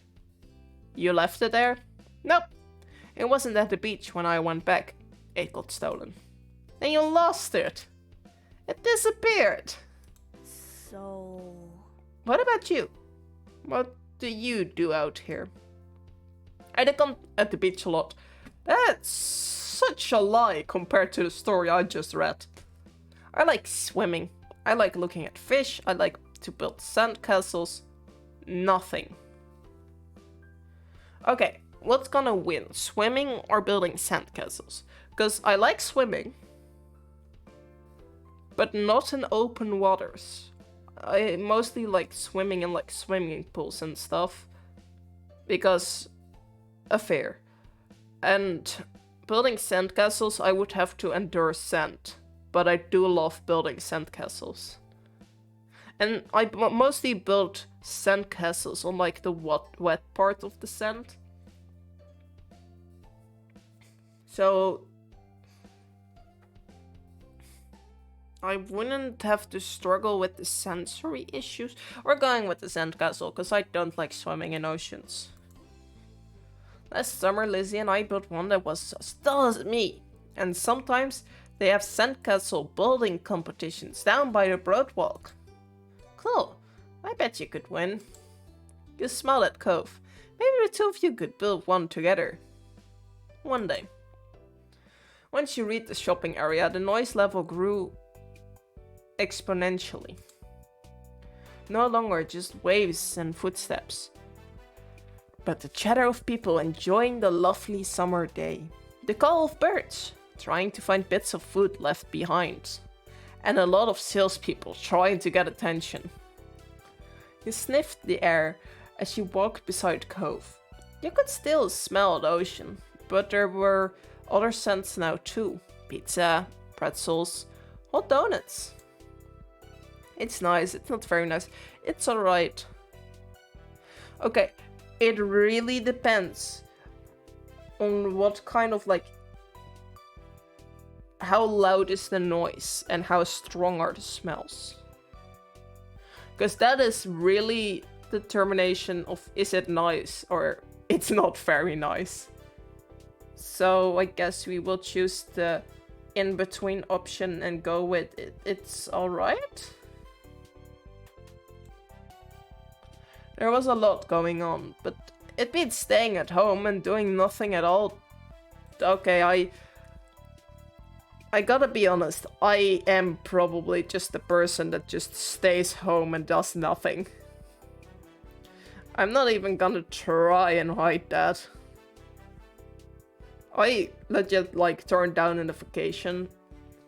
The oncoming summer holiday, no, summer vacation, summer break, whatever. Because my parents were like, okay, this will cost a lot of money. And you're not allowed to come if you just stay inside the house, like, or the hotel or whatever, the entire time. So you gotta make a choice. Either you're gonna go on like walks with us and go to the museums and stuff like that, or you're not going. I was like, you know what, I know myself too well. I probably am going now, like, yeah, sure, I can do that, and then just don't. So yeah. You were sure that you and Cove could do something to fill the day if you look around a bit. Cove was glancing from one side of the street to the other with a look in his aquamarine eyes that you couldn't really work out. What's that? Cove pointed to a large crowd of people gathered near a few tables with large colorful umbrellas blooming from their middles. You couldn't see past the adults who were blocking the way, but you knew there must be something worth seeing. Without another word, the two of you hurried over to see what all the commotion was about. Amazing Alexander! Feast your eyes on the amazing Alexander! Sure. In the center of the crowd was a man with a tall hat and a funny green coat that had 3 long tails. There was a little table next to him with a cloth hanging over it that read, "The Amazing Alexander" in glittery golden script. Why tell people his name if it's already on a sign? Cove hummed with understanding, then turned to walk away just as the amazing Alexander began shuffling a deck of cards. Maybe you could stay and watch? Clove glanced back at the man, then briefly lifted his arms up off his sides, then turned them to place. You grinned, waving for him to follow you as you raced back to stand in the crowd. With that, it began. The magic man pulled one card out of the deck, showing it to the curious onlookers. It was a 4 of diamonds. Watch closely. You did, squeezing through a few of the adult onlookers to get a better view. Suddenly, the man snapped his finger, and the card just disappeared? Whoa.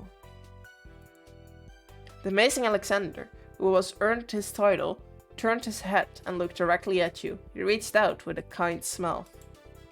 What's this behind your ear? You backed away. Tell me. No, we're going with nothing. It was true, you didn't keep anything there. He smelled like popcorn and candy when he stepped closer. Why is he coming so close to me that I can smell it? Like, I know what trick he's gonna do. He's gonna pull the card behind my ear. But you don't have to get so close that the other person can smell you, right? Or do I just have a really bad sense of smell? And you wrinkled your nose in confusion as you watched him. You felt a tug, and then he pulled 4 of diamonds out from behind your ear. What? You knew that it couldn't really have come from your ear, but you still didn't get how he done it. There was a light applause from the crowd, and a man gave a deep bow. This is for you. The magician plucked a pair of balloons from a clump of them tied down to his table. Both were in the shape of dolphins instead of being a normal circle. And one for your friend too. Thank you for being my assistant. Whoa, we've got 3 balloons! Now you were really grateful he chose you. After that, he went to someone else in the crowd. Pick a card, any card. My uncle does that every time he visits. Not the balloons, the stuff with the cards. Guff spoke plainly while reaching out to take the dolphin that had been designated for him. Maybe it wasn't so special. Guff is just ruining the fun. At least he had a fun time. I wonder if Guff's whole family was magic. Okay, have you ever heard about mermaids in the sea? Are you a mermaid? If so, he was lucky. Honestly, I would feel like that would be like the connection a kid makes. This dude is magic. And my friend just told me that his uncle does this every time he visits. I just put in so much syrup into my glass and oh, this is gonna be such a sweet lemonade. I shouldn't have focused on what I was saying. Okay, anyway. I feel like the kid would make the conclusion like, oh yeah, no, if this dude is magic and your uncle can do this, then at least your uncle is magic. Are you magic too? Like, come on, that's the connection a kid would make, right?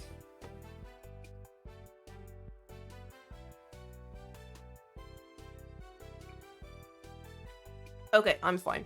With enough water, the lemonade doesn't taste very, very, very sweet. Only sweet. Which still is sweeter than I would like, but sure. The crowd started to clear some, and you noticed to the side that there was a whole rack of brightly colored kaleidoscopes on display. You picked up a kaleidoscope, you picked up a Rubik's Cube, you picked up a magic 8-ball. You walked past the toys. Okay. I never really liked the magic 8-ball. So, a kaleidoscope or Rubik's Cube? A Rubik's Cube is like a great fidget toy, and I kind of like the puzzle. I don't believe I have ever completed a Rubik's Cube. Because I'm an idiot. But I do really love kaleidoscopes. Oh, these are so cool! You shifted your balloon string to your other head so you could bring the mysterious tunnel to your eye. A whole palette of colors appeared right in front of you, spinning into all kinds of different shapes as you twist the end of the tube. Cove picked one up and looked through the twisting the tube at the end.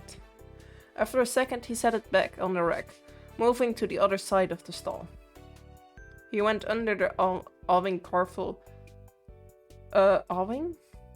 of his own floating dolphin, and you joined him. Do you have places like this in your old town? Are you having fun? I don't really like it here. You say nothing. Are you having fun? If someone asks me a question like, are you having fun?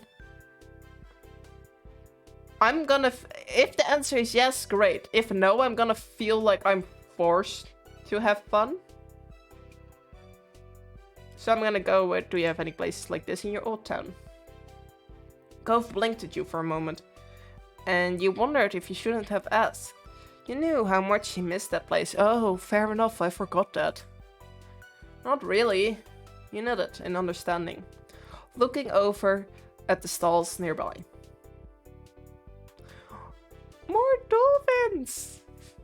And a shark! While Cove looked at the sand pills, you were drawn to the table with colorful keychains laid out on it. They were sewn in shapes of sea creatures, and there were a plaque that read "Handmade" standing proudly in front. There were a lot of different types. You saw a dolphin, a shark, a crab, a turtle. You picked up... oh, you have to choose the turtle or the shark. Going with the crab. I couldn't choose. Your hand stopped on the crab, claws raised with a tiny smile on its face. I mean, it does look cute. It had big eyes and little legs, and the fabric was smooth when you picked it up. Oh, that's always great. You had always seen a few crabs on the beach before, though they usually scuttled away before you could get a chance to look at them closely. You liked the idea of having a crab all of your own. All for your own. My crab, nobody else. Even if it was just a soft animal. You were instantly enamored. Checking the price though, you felt your heart fell. $6? You didn't know much about money, but you thought it was a lot to spend on one thing. Depends on the thing. For a keychain, yes, it can be very expensive, but it was handmade. You rarely had more than $5 bills to your name. Is that what you want? Huh? Oh, it's $6. I didn't bring any money. Alright, that's fine. Really? Really? Are you sure? Hooray! You don't have to. I don't want you to get it for me. Are you sure? Cove took the keychain from your hand. That was that. He was holding a small yellow bucket for himself too. My dad told me to. He smiled, pleased to have things work out. Ah yes. Pay it for me. I don't have money. You pay for it. Do it because your dad told you to. That's such a... okay. It was nice for Cove's dad to let Cove buy something for you too. You had to remember to thank him next time you saw him. After Cove paid, the two of you stepped out of the store side by side, your balloon dolphins knocking together and spiraling around in the air. You watched Cove hold his new pal to his face, examining it thoroughly. Hey Cove. Yeah? Your dad gives out a lot of money, yeah? I really like this keychain. Okay, are we gonna ask how rich his dad is? Or talk about the keychain? I feel like we should say the keychain thing. Thank you. Cove shrugged, looking at the sea creature with impassive eyes. Cove looked further down the street where different food cars were lined up. He rested his non-cast arm over his stomach, and just as he did yours, let out a little growl. You hadn't eaten since breakfast, and after all this wandering around, you were definitely ready for some lunch. Let's get some food. Yeah. You two wandered around a short while, looking at all the delicacies that were available. Everything looked delicious, and as the different smells, both sweet and salty, wafted over to you, your stomach growled even louder. After passing up hot dogs, snow cones, ice cream, and pizza, you both agreed on pretzels. Gove got something sweet and cinnamony, and you got a plain one with cheese, with sprinkles. Chocolate sprinkles. Sprinkles. You licked your lips hungrily as the vendor handed your pretzel over, ready to take a big bite. It had vanilla coating and 100 colored sprinkles. Just the way you liked it. Your moms didn't like you to eat too much sugar, but this was a special occasion. You found an empty table close enough to the beach that the grit of the sand made a terrible noise when you dragged the chairs out to sit down. You could probably tell from my voice that I did not like imagining that noise. These balloons are gonna make it hard to eat. I am still kind of confused that you guys didn't just tie them to you like your wrist or something. That's like what I do with balloons most of the time. Or like to a piece of clothing. To like one of those bandy things from... Or like my... I bind them to a lot of things. Like my jeans, my belt, wrists, any watches that I'm wearing, bracelets. Gove placed his bucket on the table as he started at his steel balled-up hand that was wrapped around the string, tied to the bucket. No, I feel like the bucket might be a bit too light. You opened your mouth to agree before an idea hit you. I know. After carefully placing your pretzel somewhere, it wouldn't get sandy. Oh, no. You took the balloon dolphin out of Coven's hand, tied it in a delicate bow around his wrist. Oh. Gove bounced his arm up and down in place, testing its stability. Of your knot. After watching his balloon jostle around but remained attached, he smelled satisfied. Can you do it for me? He repeated the ritual. We have started a ritual. Welcome to the cult. Community. Gove struggled someone with her cast. Oh, right, he's wearing a cast. Resisting his fingers on one hand and string already tangled around the other. Okay. Got it. The two of you spent a moment admiring your handiwork, both hands now free to allow easy munching on your pretzels. You bit into the doughy treat, savoring the taste on your tongue. With a smile, you looked out over the ocean. After a time, you finished your pretzel. You were done before Gove. It was boring not to having anything to do. You pulled on the string of your balloon to bring it down to your level. Then you held the dolphin in your hands, manipulating to make it look like it was jumping through the air. If you turned to face towards the beach, it almost looked like it was swimming in the waves like a real dolphin. A laugh came from your side. When you glanced back at Gove, he had left the remaining part of his pretzel on the wrapper, and he was gripping his dolphin too. Mine is named Merryweather. He is the prince of dolphins. My name is Splash. They star in movies. Mine's named Cherry. She's actually an alien. My name's Sam. They're just a regular dolphin. Okay, I don't really like Merryweather. Splash is cute, but no. I do like that Cherry is just an alien pretending to be a dolphin, or even more of a conspiracy theory. Dolphins are aliens. When no one is looking, she transforms back into her true alien self. Okay. Dolphins are not aliens. She has purple skin and 10 eyes. His side wishing you could meet a real life alien. I don't want to meet a real life alien. I don't think they would be nice. Maybe they would, but they probably wouldn't.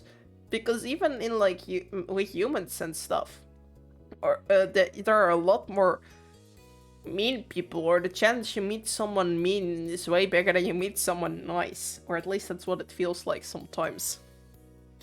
And with animals, most just attack. Humans are especially mean if they don't understand you because you speak different languages. What's yours? Yeah. Make up an entire story about your dolphin just because I told you to.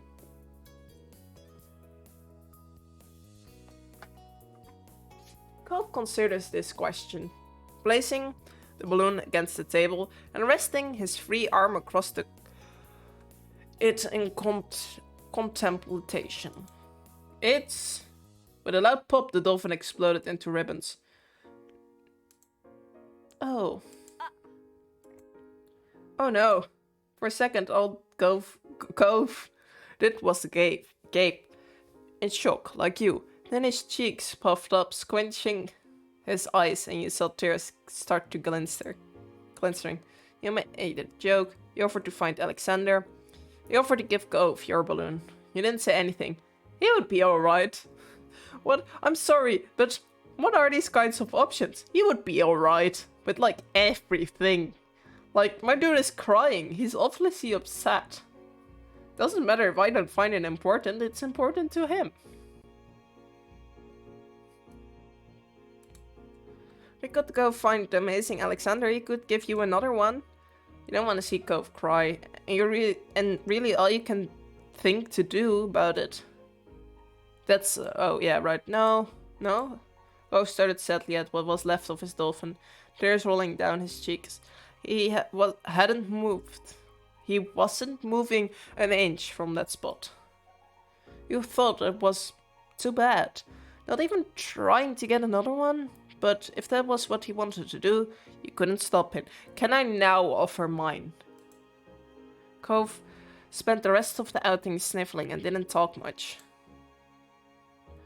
The passing of Cove's balloon was the last major event of your adventure. In the end, the two of you headed back late that afternoon. Okay. You separated on the beach while Cove went straight home with his brand new scent pail in hand. You decided to sit for a while. You watched the waves and the sunset fiddling with your new keychain. Another summer day was drawing to a close. It had been nice. For most part, hopefully there wouldn't be any tears next time. Poor kid. He doesn't have it easy. I mean, I guess I know. Grown up, long day, sandcastle, or fireflies. Okay. I think I might do 1 or 2 more of these stories and then I will be ending stream, so I gotta choose wisely. I do kind of want to do sandcastle and fireflies. But I think I'm gonna do grown up and long day because I feel like just going this way. Because I'm doing every memory in the end, so... Hi! How are you doing? I think I'm gonna go with... You were wondering.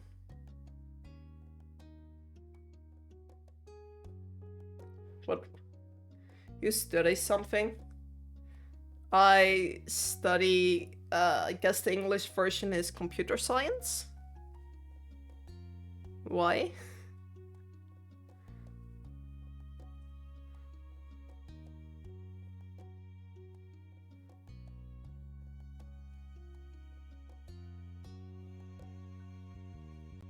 Okay, I will just continue with the game while you type your sentences if you're gonna say anything else. Growing up. One sweltering summer day, you were in your living room with Cove, listening to the sounds of the birds chattering outside the window, while you lay across the rug on the floor.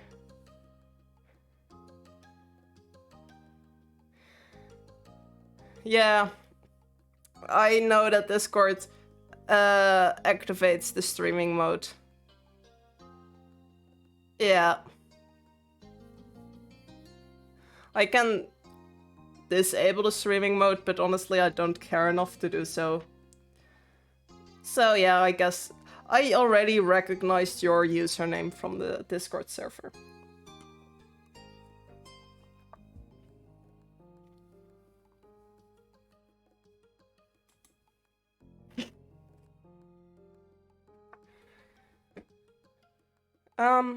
Cove's dad had dropped him off earlier, and your mom's had left the two of you alone. Have left the two of you, along with Lizzie, to play amongst yourselves. It had been too hot to go outside in the afternoon, at least according to Mommy, so your sister was starting to get impatient, waiting for her golf class that evening. The three of you had trouble finding something fun to do. The beach and the playground were off limits, and you felt that it was too warm for anything like playing with your fuzzy toy animals. Then suddenly a light came to Lizzie's big brown eyes, and her smile spread wide across her face.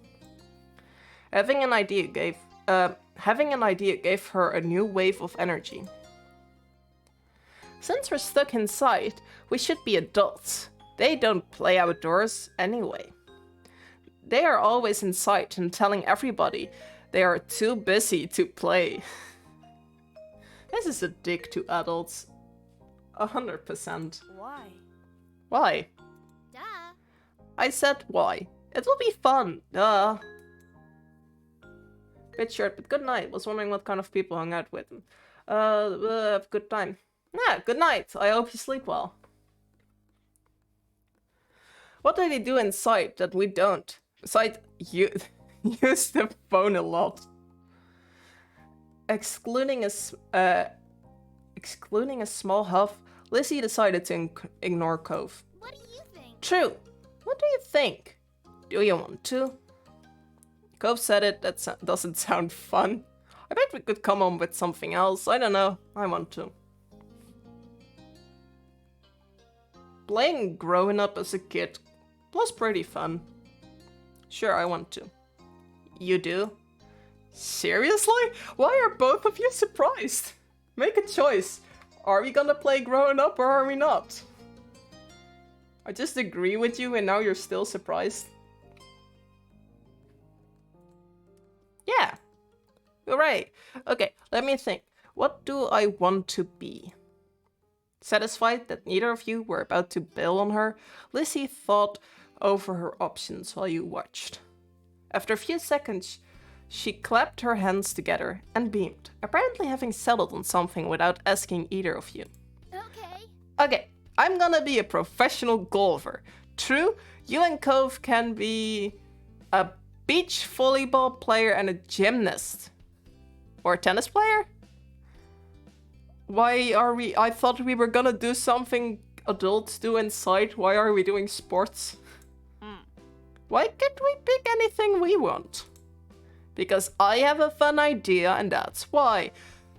Oh god. Colonel, you're kind of annoying. And we have to play sports as adults? Yep. But there's other kinds of sports too. Right?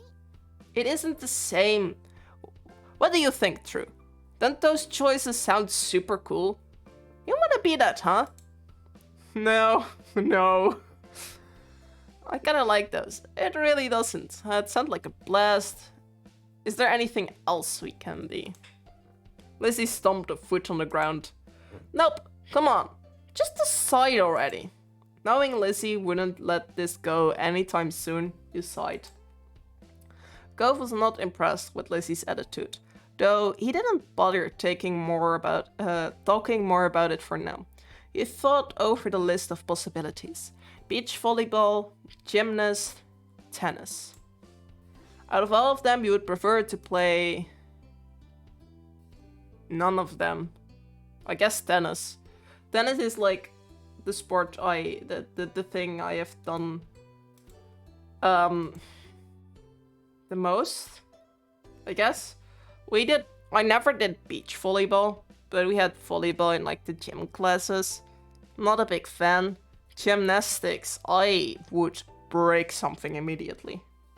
Okay, that's a lie, but I would probably break something. Tennis. You remember Mommy had a couple of old tennis rackets lying around somewhere, but you forgot where you had seen them last. You could check the attic for them, although Lizzie probably wouldn't let you run off and do that now she had you here. Oh my god, it sounds like... The more I read that sentence, the more it just sounded like we were being held hostage by the sister. Yeah, that was clearly the top option. Okay, I'm gonna be the tennis player. Alright. How about you, Cove?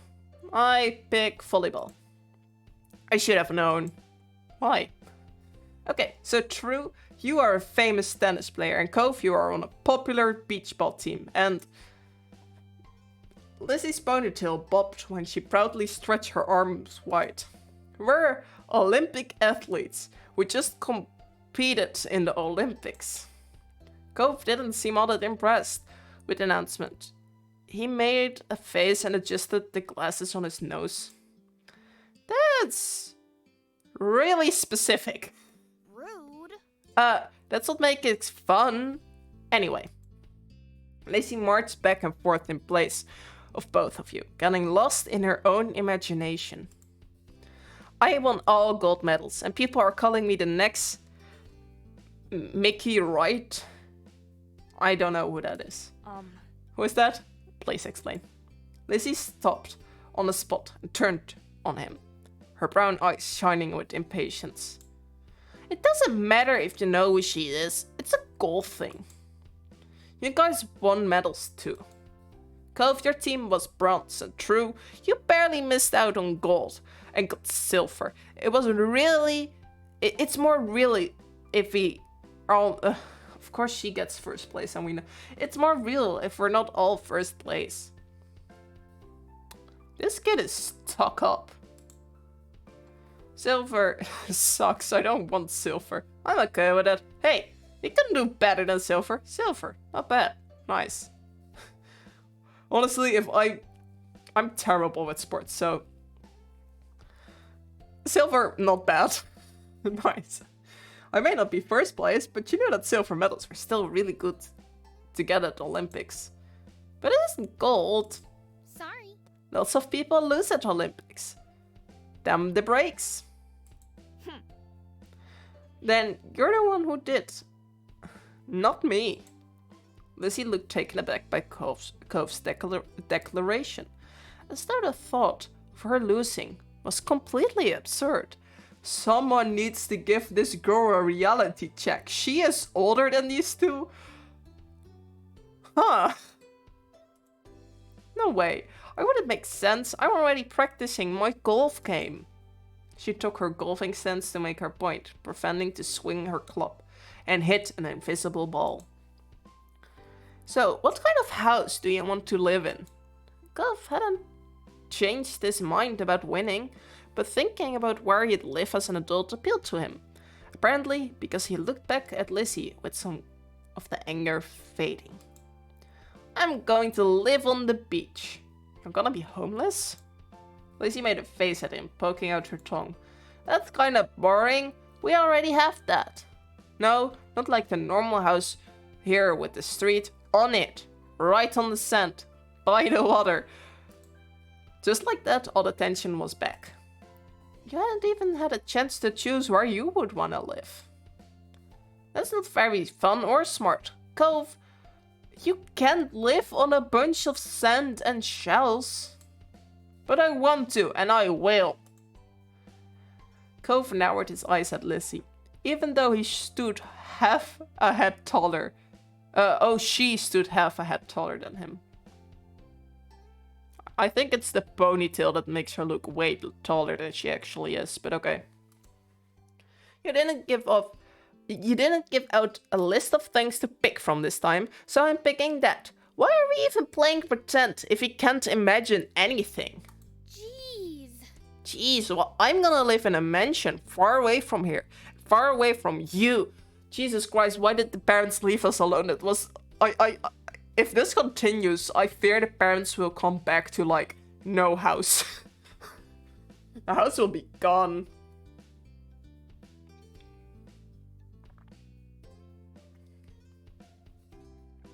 One with an indoor pool and a place to practice my award-winning golfing. It's not fair. How come you were yelling about mine when your idea is even more impossible? Lizzie's face flushed red, her hands balling into a fist at her side. It's not impossible, and it's better than yours. Disagreements always seemed to crop up when the two of them were together. You always felt like you were stuck in the middle, mainly because probably they're screaming over our heads. Head, where we have one head. Why do I keep talking as if the character is multiple people? But when it came to the topic at hand, this time you thought you prefer a mansion. Being on the beach was cooler. You want to agree with Lizzie, golf was right. You were tired of deciding between either of them. I wanna live on a farm. Away from both of you. I'm choosing the third option. Oh, that was me. Without realizing, that was basically just me referencing my Stardew Valley playthrough. You didn't engage with their bickering and instead dreamed of your own dream house. And you weren't going to share your idea with them either. You already knew that it was a good one. You can swim wherever you want if you live on the beach. We can still swim anytime we want from where we live now. Being a little closer doesn't mean anything. Says you. The two of them scowled at each other. You're being so unreasonable. You... I don't get what you want. This game doesn't make sense. Ugh. It does. You have to be realistic. I said that. But you're not. You had no idea what to... You had no idea what to do to make them stop at this point. It seems like the two of them would just keep working each other up as long as they could. Nothing you'd said so far had kept them from being mad. Thankfully, like a greeting card angel, Mom walked into the room. Lizzie rushed to her, hanging onto the hem of her shirt and poking out her tongue at Cove. Oh my god. Lizzie, true. It's time to get ready to go. You alright with that? Sorry, you have to leave, Cove. Their mommy said she will walk you home, so you won't be left in the cold. Cove was still glaring at Lizzie, his face flushed with anger. Oh, his face flushed red with anger. I can go by myself. But without giving Mom a chance to stop him, Gove stood up and stalked out of the room, shoulders drawn tight. Huh? Okay? Worried Mom turned to look down at you and Lizzie. You two were playing nice with our friend, weren't you? I'm gonna tell the truth. I'm a sibling. Siblings snitch on each other. We were playing pretend and things got intense. They were like cats and dogs. Oh, please, don't use those, what is it called? I don't remember the English words, but like, things that don't actually mean what they say. This is like really confusing. Sayings. Sayings? Is that the English word? His sister's jaw dropped, looking betrayed as Mom put both hands on her hips. Elizabeth! I told you to be kind to him. He's having a hard time right now. Lizzie's mouth closed back up, replaced by a thin frown. I know, I tried, but he was... No buts. No buts. We both know you can show someone a great time when you put your mind to it. We're going to apologize to Cove and his dad over the phone when he gets home from work tonight. Lizzie hung her head, dragged her foot across the ground in front of her. Okay, Mom. Good girl.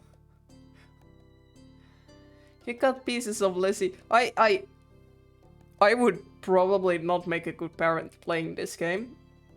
Not even playing this game based on this game, because These parents are making some good parenting choices, I guess, holding the children responsible. I don't know how I would have reacted in this circumstance, in this situation. He cut pieces of Lizzie, sulking to herself about how it was his fault too. But it was over. Oh, right. You have to get a move on. Let's go. Let's go, kids! Nulani? Where did you leave the car keys? Mom hustled you all out of the door, and you noticed during the car ride to golf practice that Lizzie was quieter than usual. She was usually the first one to request which music to listen to in the car, but she didn't say a thing. Your parents noticed she wasn't in the mood to be bothered. They gave her space, and Mom might just ask you what you like to listen to. You picked your favorite song, it also made the car ride more fun. You chose the soundtrack from a cool movie you saw a couple months ago. You chose a song you knew Lizzie liked. Maybe that would cheer her up. Are we gonna be a better sibling and cheer up our sibling? Nah, we're gonna pick our own music. Eventually, Lizzie came around and started singing along with you. You both knew all the words, and your moms even sang along too. When the car ride was over, you spent the twilight hour watching Lizzie hit things with other girls her age.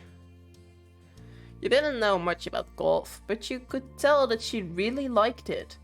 So you sat with your moms and tried to puzzle it out. It was nice sitting outside after being cooped up in the house all day, and you stretched out your legs to let the last few minutes of sun warm your skin. Then the sun was finally out of sight, dipping behind the horizon. You all got ready to leave. Instead of going straight home, your moms took the family out to dinner.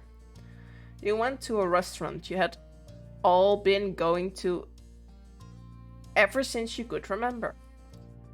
The whole afternoon had been a bunch of shouting you hadn't been able to stop, but you could kind of tell that all this helped Lizzie to be less angry. The car ride home was quiet, with only the radio providing escape from silence. Lizzie had been in the better spirits now, but the closer you got to your neighborhood, the more she wiggled in her seat and frowned out of the window. She knew what was coming when you all got back home. Clearly, she was dreading it. Soon enough, Mom was turning around onto your street. When reversing into the driveway, when she cut the ignition, it was dead silence. No one spoke, only unbuckled their seatbelts and opened their doors. Lizzie was the last one out. Once everyone was inside and done taking off their shoes, she propped hands on her hips. So?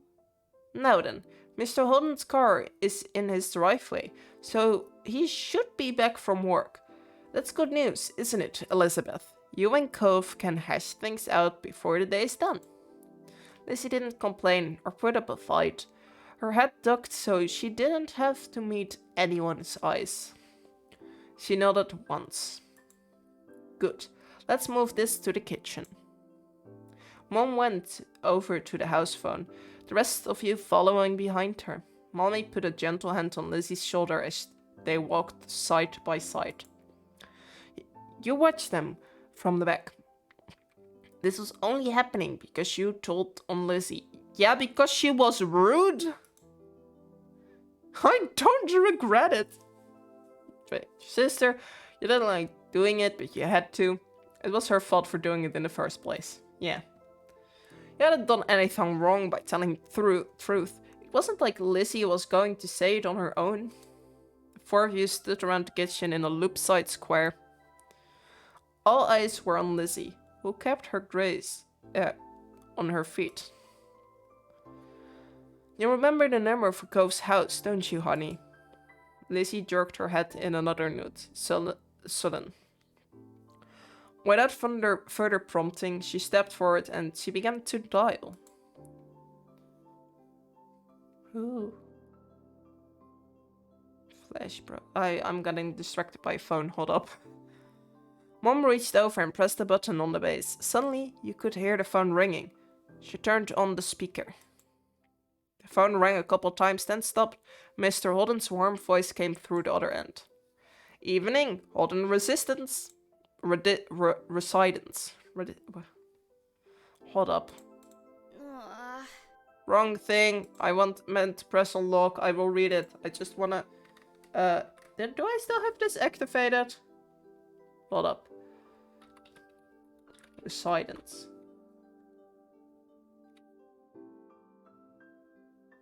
I don't have text-to-speech active. Oh, wait, I typed it wrong. Lost glitch _ wants to say residence. Residence. Okay, Let's stop. The evening, Holden I instantly forgot. It's fine. Residence. There we go. Lizzie looked over at Mommy, unsure. She nodded encouragingly. Hi, Mr. Holden. It's, Lizzie. Can I talk to Cove? Absolutely. Lizzie Hope? What a surprise. But of course you can say hey to the boy. He sounded cheery as usual, though definitely meant it when he said it was a surprise. You thought hard, and you were sure that your sister had never called Cove's house before. Then why does she remember the number? Mom spoke up before Mr. Holden or Lizzie could say anything more. Her arms were crossed over her chest, her lips pursed. Hi, Cliff. Nulani. I'm sorry. I'm terrible with names. Nulani. True, and I are here too. Good evening. We're sorry to bother you so late. Spoke up to say hello to. Hi, Mr. Holden. And the gang's all there, huh? All here, huh? Is something the matter? His voice grew a bit concerned. Mommy was quick to reassure him. No, well, yes, but it's going to be okay. Lizzie and Cove got into a bit of a fight today. We were hoping that the two of them could talk and make up. Is that a good time for you and Cove? What? A fight? Cove didn't tell me anything about that when I came home. Does explain the funk he's been in tonight. He chuckled lightly. Despite that, it didn't seem like he really thought it was funny. Anyway, it's good you didn't catch us at a bad time.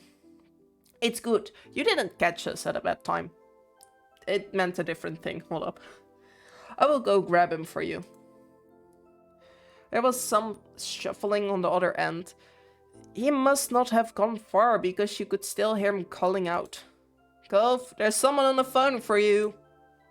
After a beat of silence, there was more muffled talking from Cove's dad. Come on, bud. Lizzie called just so she could talk to you. It took a bit back and forth, though the conversation seemed one-sided, since you couldn't hear Cove properly. Eventually, Cove took the phone from his dad. Hi. Hello? Hey, it's Lizzie. Yeah, I know, Dad told me. Yeah. Cove's tone was defensive. Lizzie turned to Mom, scrolling. It's fine. One stern look from her, though, and Lizzie turned away. Sorry. I just called to say I'm sorry for not playing nice with you today. I won't do it again. Lizzie's eyes were downcast. Her voice low. You could tell she felt uncomfortable apologizing to Cove in front of everyone. She was still being genuine about feeling bad. Cove must have realized that too, because he sighed quietly. I want gold. Lizzie was momentarily stunned, silent by the demand. You couldn't understand why that mattered so much to him. Alright, you win the gold. Okay, I guess I'm sorry too. A sense of release washed over everyone at this acceptance of the apology. Mom uncrossed her arms while Mommy's shoulder relaxed. Lizzie's eyebrows raised up. You wondered if she thought that he'd refused her apology. Dad, can I get off the phone now? You couldn't see him, but it was obvious that Cove felt awkward about the situation. He had come off uncomfortable the entire time, really. Yeah. Yeah, you can go back to your room if you want. Be sure to say goodbye first, though. Bye, Lizzie. Bye. With that said, Cove must have handed the phone to his dad and left, since Mr. Holden spoke up. That's a relief. All's well that ends well, as they say. They say it? Okay, sure, whatever they say, I guess. Thanks for arranging this. I'm sure he appreciates it. As Mom replied, Lizzie tugged on Mommy's hand to catch her attention. Can I go now too? Good job. Sure, sweetie. Thank you so much for apologizing to Cove. Mom flashed a brief smile at Lizzie and nodded her agreement. Given permission to leave, Lizzie scurried off towards the stairs. She seemed to be feeling much better with the incident behind her. Mom and Mommy returned to the phone, taking it off the speaker. They continued talking to Mr. Holden. You couldn't really tell what about. You were glad that was the end of it all. Lizzie and Cove might not get along, probably still won't, but they weren't mad at each other anymore. Mom and Mommy weren't upset either. Everything was finally back to normal, with the thought you retreated to your own room, with a spring in your step. Okay. Yeah, we can do one more. Okay, long day. It was another scorching summer day, the kind where no sooner had you finished one cup of water, you're already filling it up again. Everyone else had something on, so that afternoon it was just you and Shiloh. This didn't happen much, especially since Cove had arrived. Without Lizzie around, Shiloh looked to you for all the answers. It made you feel uncomfortable. Pleased, frustrated. Nothing really frustrated. He was always wanting to hear what you thought instead of giving his own opinion. And expected you to come up with the plans. It was hard work, especially for such a hot day. You drained yet another drink and frowned at the empty vessel. Your thirst was gone, but you still craved something icy cold and refreshing. Something sweet, something like ice cream? Popsicle, ice cream cone. Ice cream sandwich. I can choose between all the ice cream. Okay, I don't really like ice cream sandwiches because I find them really uncomfortable to eat. A popsicle or an ice cream cone? And I'm gonna go with ice cream cone. Nothing beats a classy creamy scoop of ice cream on a day like this. There was nothing like that to be found at home. You knew that without needing to look. Your moms didn't keep sweets in the house. Outside, there were plenty of places where such goodies could be obtained, but there were shops and demanded payment in exchange for their products. You sighed, your predicament out loud. You asked Shiloh for help. Sure. I want an ice cream cone. Yeah. Shiloh, who had been draped over the sofa, perked up. Also, where are this kid's parents? Like, he's a tourist, right? Are the parents really like, yeah, no, sure, go to your friends, whatever, and then just not search for the kid for like an entire day? Huh? Yeah. That sounds good. We don't have anything like that in the house, and I don't have any money. Oh, let me check if I have any. Shiloh rummaged in his backpack and proudly produced an assortment of coins, plus one stray button. You set the button aside and counted the coins in neat piles. Just over $1, you announced it to Shiloh, and he had almost certainly come to the same conclusion, and he had been watching you expectantly. It's a start, but it's not enough, because ice cream is very, very pricey. Then again, I'm not sure how much $1 is worth, or what the prices are in this game. It's a start. Shiloh beamed at you. Yeah, we're not gonna talk the kid down. I might not really like him, but that's probably because he's a little kid and he didn't know any better. So, I might not like the personality, but he is still a kid. We will need to find some more. Okay. The two of you lifted the couch cushions, stuck tiny hands down deep crevices in the sofa and under furniture, and scratched the back of the drawers. Most of what you found was useless or gross. Bent paper clips, fluffy wisps of dust, or sandy crumbs. Even so, often one of you would strike silver or bronze and add it to the growing pile of coins. Dusty and disheveled from checking every room and squinching into every tiny nook, the two of you finished polling your fights. Chanel held his breath as you counted the coins once again. $2, 53 cents, and 2 buttons. You didn't know when the second button had decided to join the party, but you were pleased with the successful haul to throw it out. Is that enough? You figured you knew the answer without looking to you for confirmation. But the thrill of your success and the reward that would follow cancelled out any other feelings you might have had about that. Yeah. You could now afford something at the shops. Just one thing, but it was indefinitely better than none. Shiloh clapped his hands. Yay! Two of you dashed outside. The promise of sugar bewowed you on your destination, where breathless but happy, you started at the overwhelming number of options. You knew what you wanted, but it wasn't just you who had contributed the funds to get the reward. He seems to notice your pause. Aren't you getting an ice cream cone? Shiloh asked, as though he was entirely separate from the decision, rather than someone with a stake in the outcome. Do you mind? Shiloh cocked his head to the side. It was your idea. You should choose. Honestly, if this is the kid that, like, follows the sister around, no wonder she didn't, like, I'm terrible with names. What's the name of the dude again? Clove? Whatever. No matter that she got so angry when people disagreed with her. It was your idea. You should choose. You went ahead and got whatever you wanted originally. Are you really sure it's okay? You tried to get something you both wanted anyway.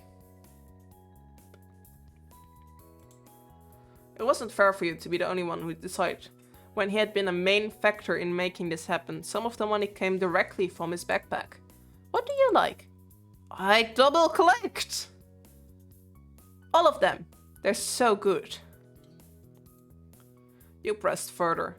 But what do you really like? Popsicles or ice creams? Which is your favorite? Oh, it's so hard to pick. I don't know. Frustrated, you cut to the heart of the matter. Do you want me to choose? Yeah. And that was that. You got the dessert you wanted originally and hoped Shiloh would actually like it too. Finally, the reward for all your hard work was in your hands, and then it fell down.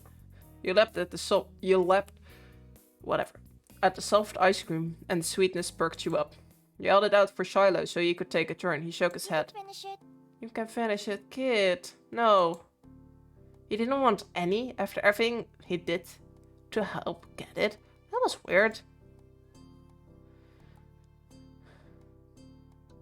I'm trying to include this kid. What's wrong with this kid? Not in like a mean way, but aren't kids supposed to be like, yay, candy? Even if Shiloh said it was okay, every story you would ever seen on TV or read in a book said that sharing was caring. You stood your ground even as the treat started to tickle dangerously towards your fingers. It's only fair if you have some, we bought it. But you want it more than I do, and getting to play was a lot of fun already. So you can have it, that's more fair. You held it out to him. I want you to have some, even more than I want to finish it. So eat your part. Reluctantly, Shiloh took the treat and gave it a taste. His eyes lit up. Thank you. It's really good, thank you. You smiled, pleased with your good deed. You picked the best one. Did he mean that? Shiloh was always so nice, no matter what happened. Even if he hated it, you knew he wouldn't say so. Maybe he thought it was gross, and that's the real reason why he didn't want to take some. You had no idea. You studied him as he ate a little more. He had every appearance of enjoying himself. Still weird. The two of you began to head back home as he ate. You walked side by side on the shore in silence, but your thought kept drifting to the boy beside you. Why didn't he speak up for himself? It was almost as if Shiloh didn't know how to say what he felt, or he was too afraid to. Yeah, you figured that it was his problem and didn't care? That just sounds mean. Are you scared of me? You thought that was kind of sad. Are we friends? Shiloh opened his eyes wide, seemingly caught off guard by the blunt question. Yeah, I think so.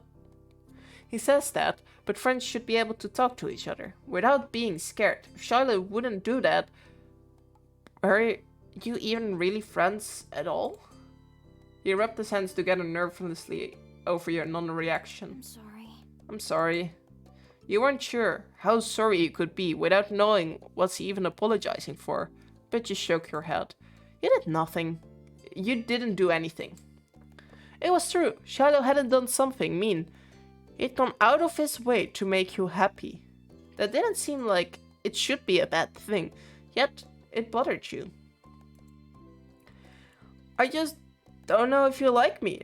It's like it doesn't matter what I do, you're gonna act the same. I could be anybody and you wouldn't care. No, I like you.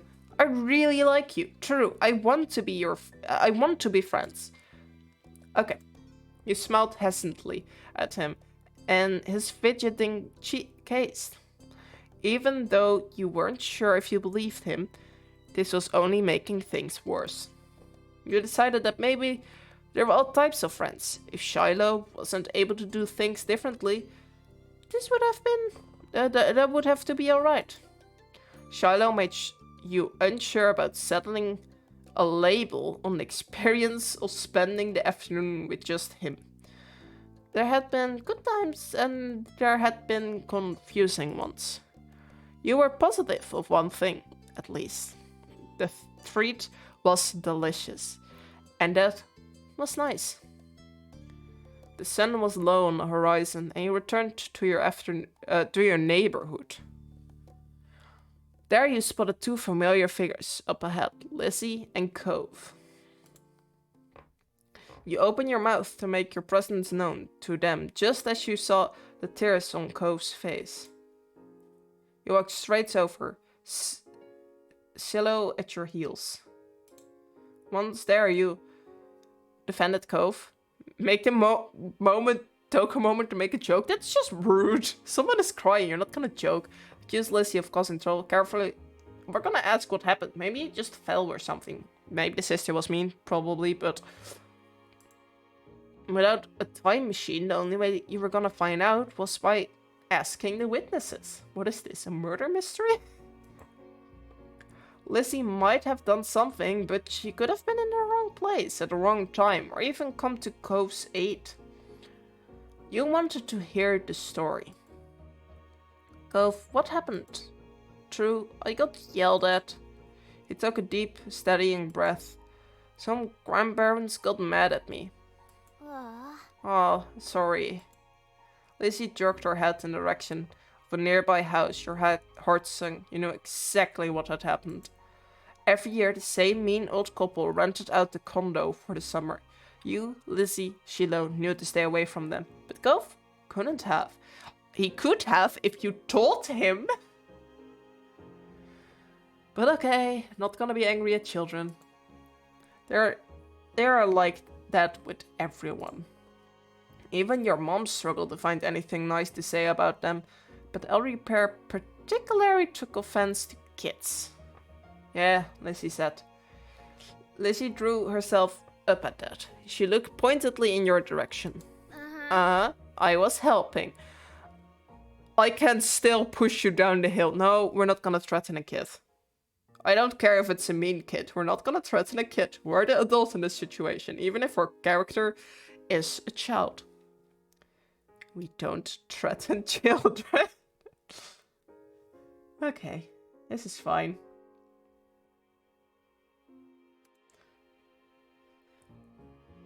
That's cool. Is there anything I can do? No. No, I'm just gonna stay away. Or we can teach them a lesson. We're not gonna attack elderly. I don't know what's worse.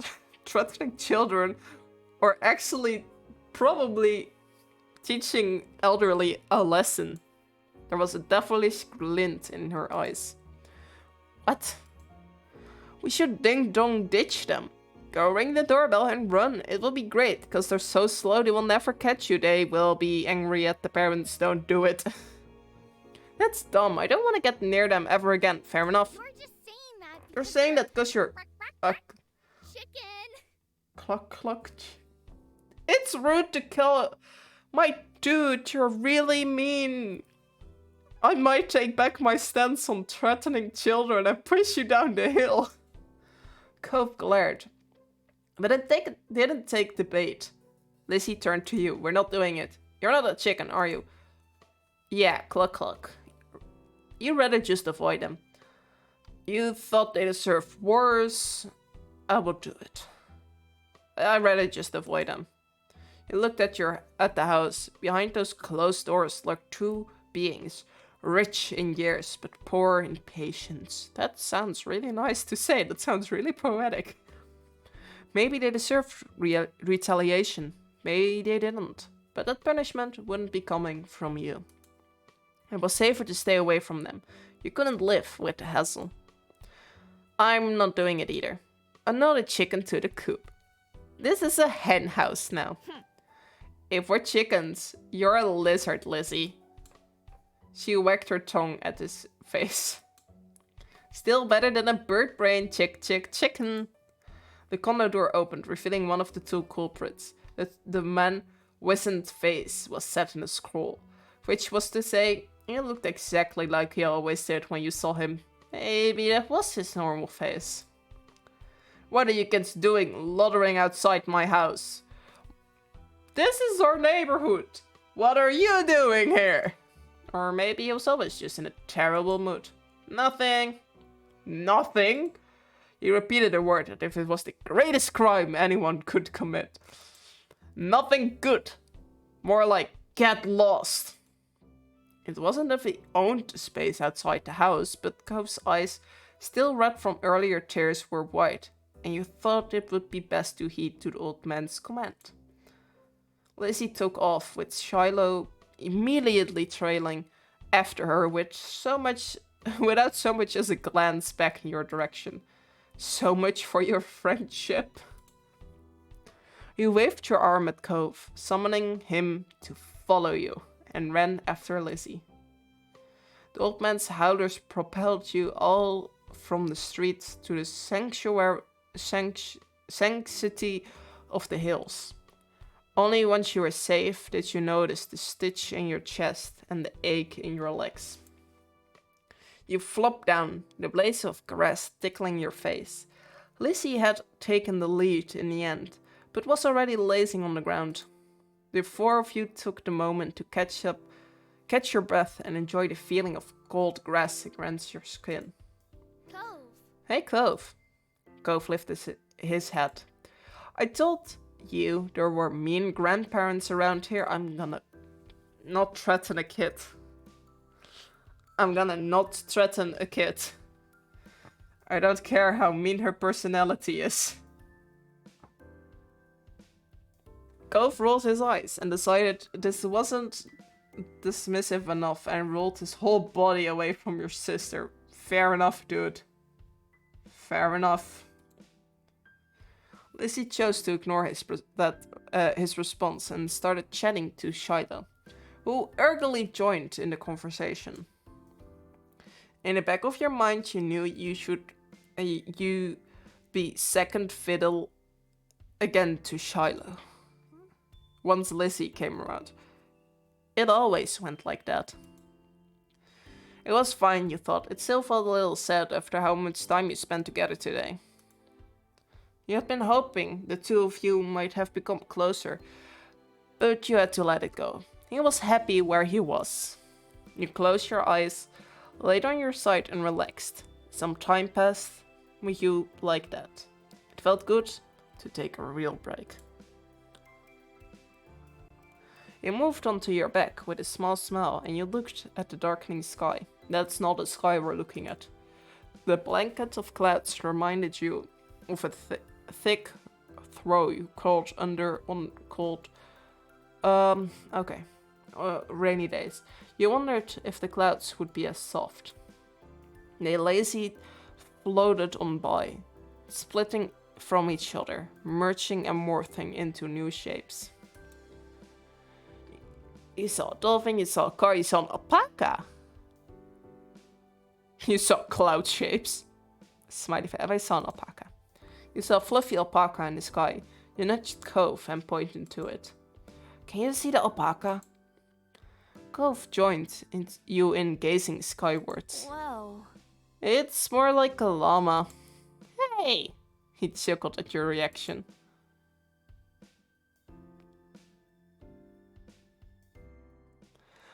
All the sunlight faded from the sky and the moon rose higher. Lizzie got to her feet, dusting strands of grass from her bare legs, and surveyed her surroundings. The ocean, visible from the crest of the hill, beckoned with every sweep of the tide. Let's go to the beach.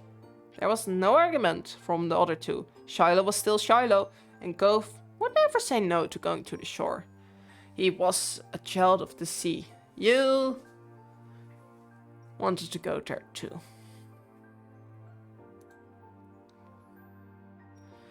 So you urgently joined the others in descending the hill down to the water. You stepped onto the sand for a second time that day, but it felt different at night. The beach was nearly quiet at this hour. Abandoned sandcastles and footsteps in the sand, too big to belong to any of you, were the only indication of how busy it had been only hours earlier. The four of you kicked shoes off and removed socks and walked along the water's edge. The wave tickled your feet.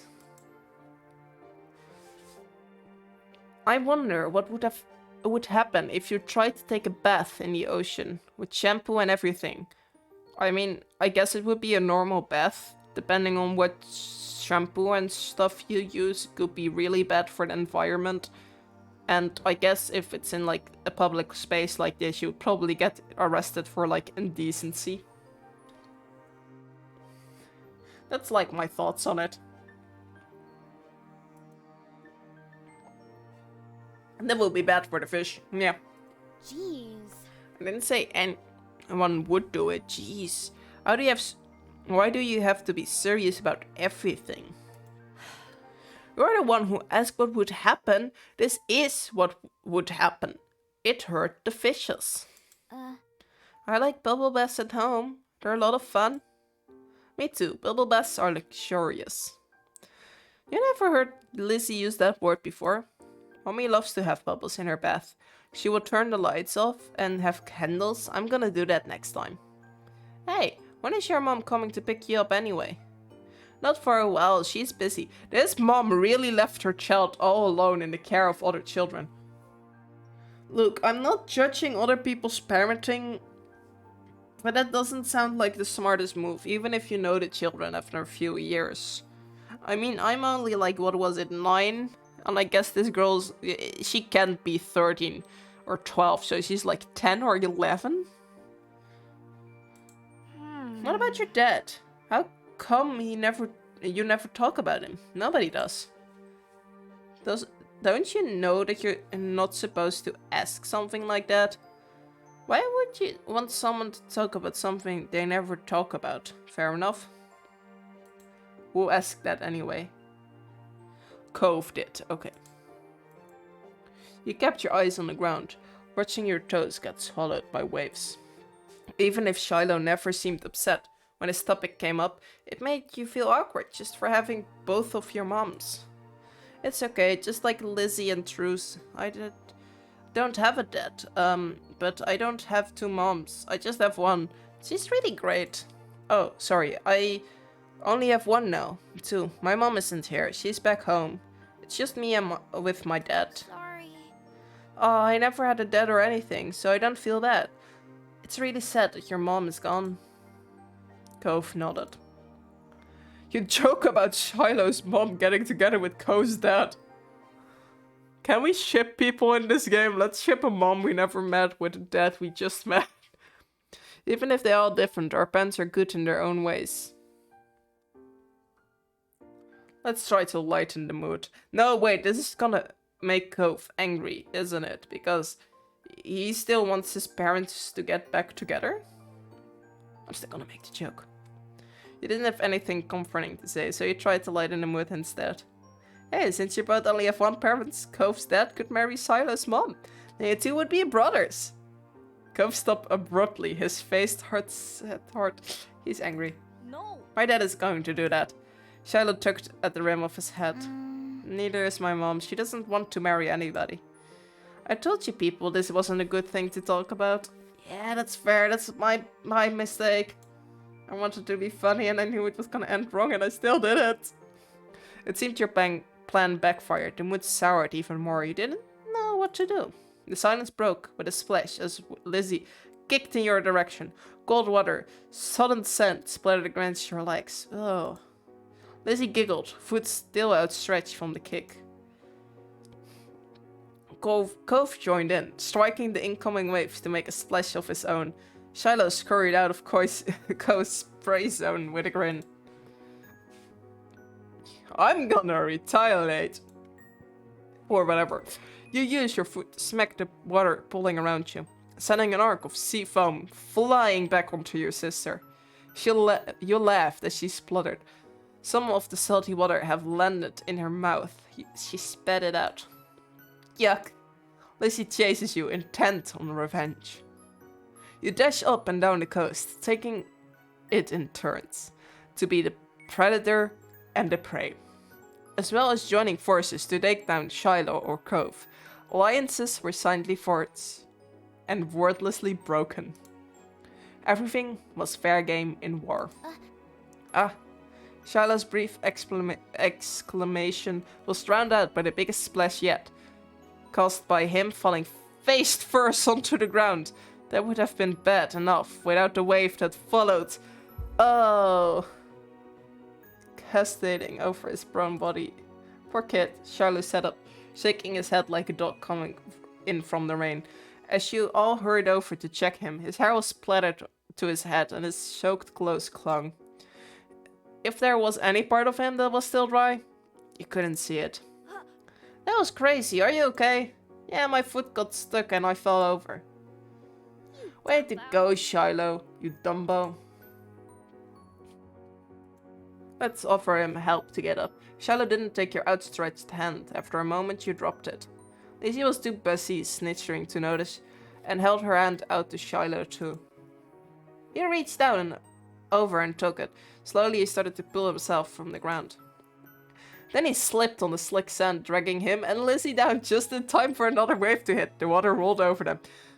Okay, first I was kind of disappointed he grabbed her hand and not mine.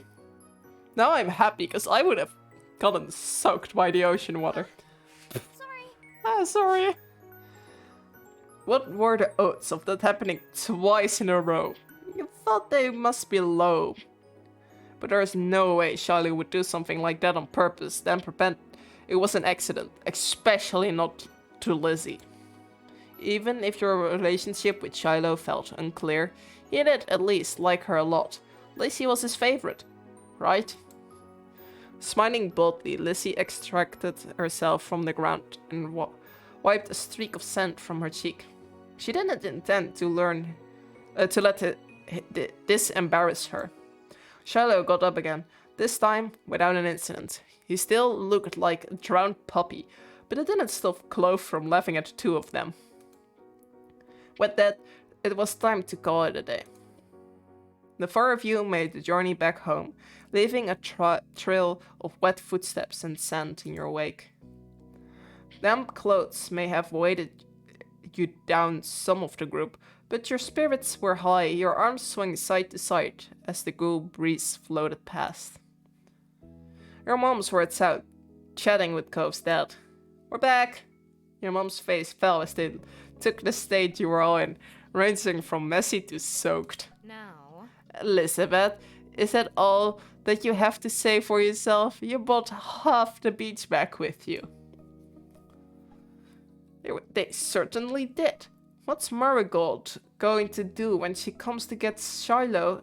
And that's how you want him to be for the long drive home?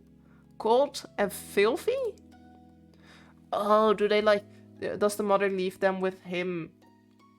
Aren't they? They aren't tourists. They live nearby then, I guess. Okay. Lizzie's expression turned silky over the scolding. Being the oldest could be fun, but it also meant she was the first to get in trouble when something went wrong. Mr. Holden, on the other hand, chuckled and ruffled Clove's hair. Matted hair? Sure. You've been... Oh wait, did that cast get wet? That's not supposed to get wet, right? That's not good. Okay, anyway. You've been out making memories, Bucko. I'm glad you had a good time with your friends. Cove used his slight, moist cast arm to push his dad off. Mr. Holden's eyes widened when he noticed that it had gotten wet. Now he was worried too. I was correct. I think they could have found a less risky way to spend time and just as much fun. That might be right. Kids, what can you do? Come on, Gove, let's go get you cleaned up and dried off. We wouldn't want that cast to have to be reset. Gove winced at the thought. Okay. Attaboy. Tattaboy, whatever. Mr. Alden casually bent down and plucked Cove up the ground, immediately holding Cove against his chest. Scent was already transferring from Cove onto him, but it didn't seem to bother Mr. Holden. Cove protested being carried, but only got a reassuring pat on the back for his trouble. Take care. Good night, Cove. Thank you for the talk, Cliff. Night, Hope family, and Shiloh too. Well, we better do what we can to fix you guys up too. Come on, everybody inside, I want you to march straight to the downstairs bathroom. You guys have 2 bathrooms? What a luxury. Ugh. Yes, Mom. Okay, Lizzie's mom. Don't worry about stopping to wipe your feet on the mat this time. That wouldn't do much good tonight. Fair enough. Sitting on an old beach towel your mommy had found, you waited in the hall. Until you were less sandy, you weren't allowed to go to your room or walk around the house.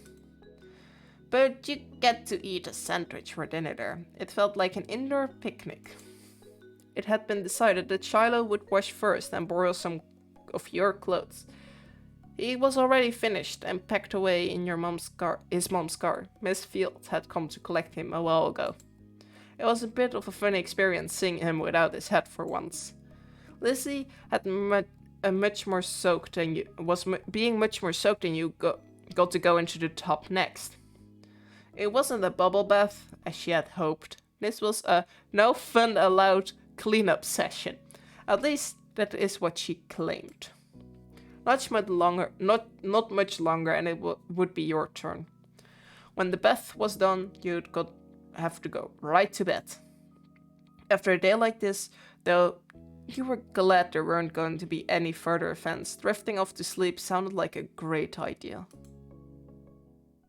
Oh, that was adorable. Okay, let's save. Yeah, let's save.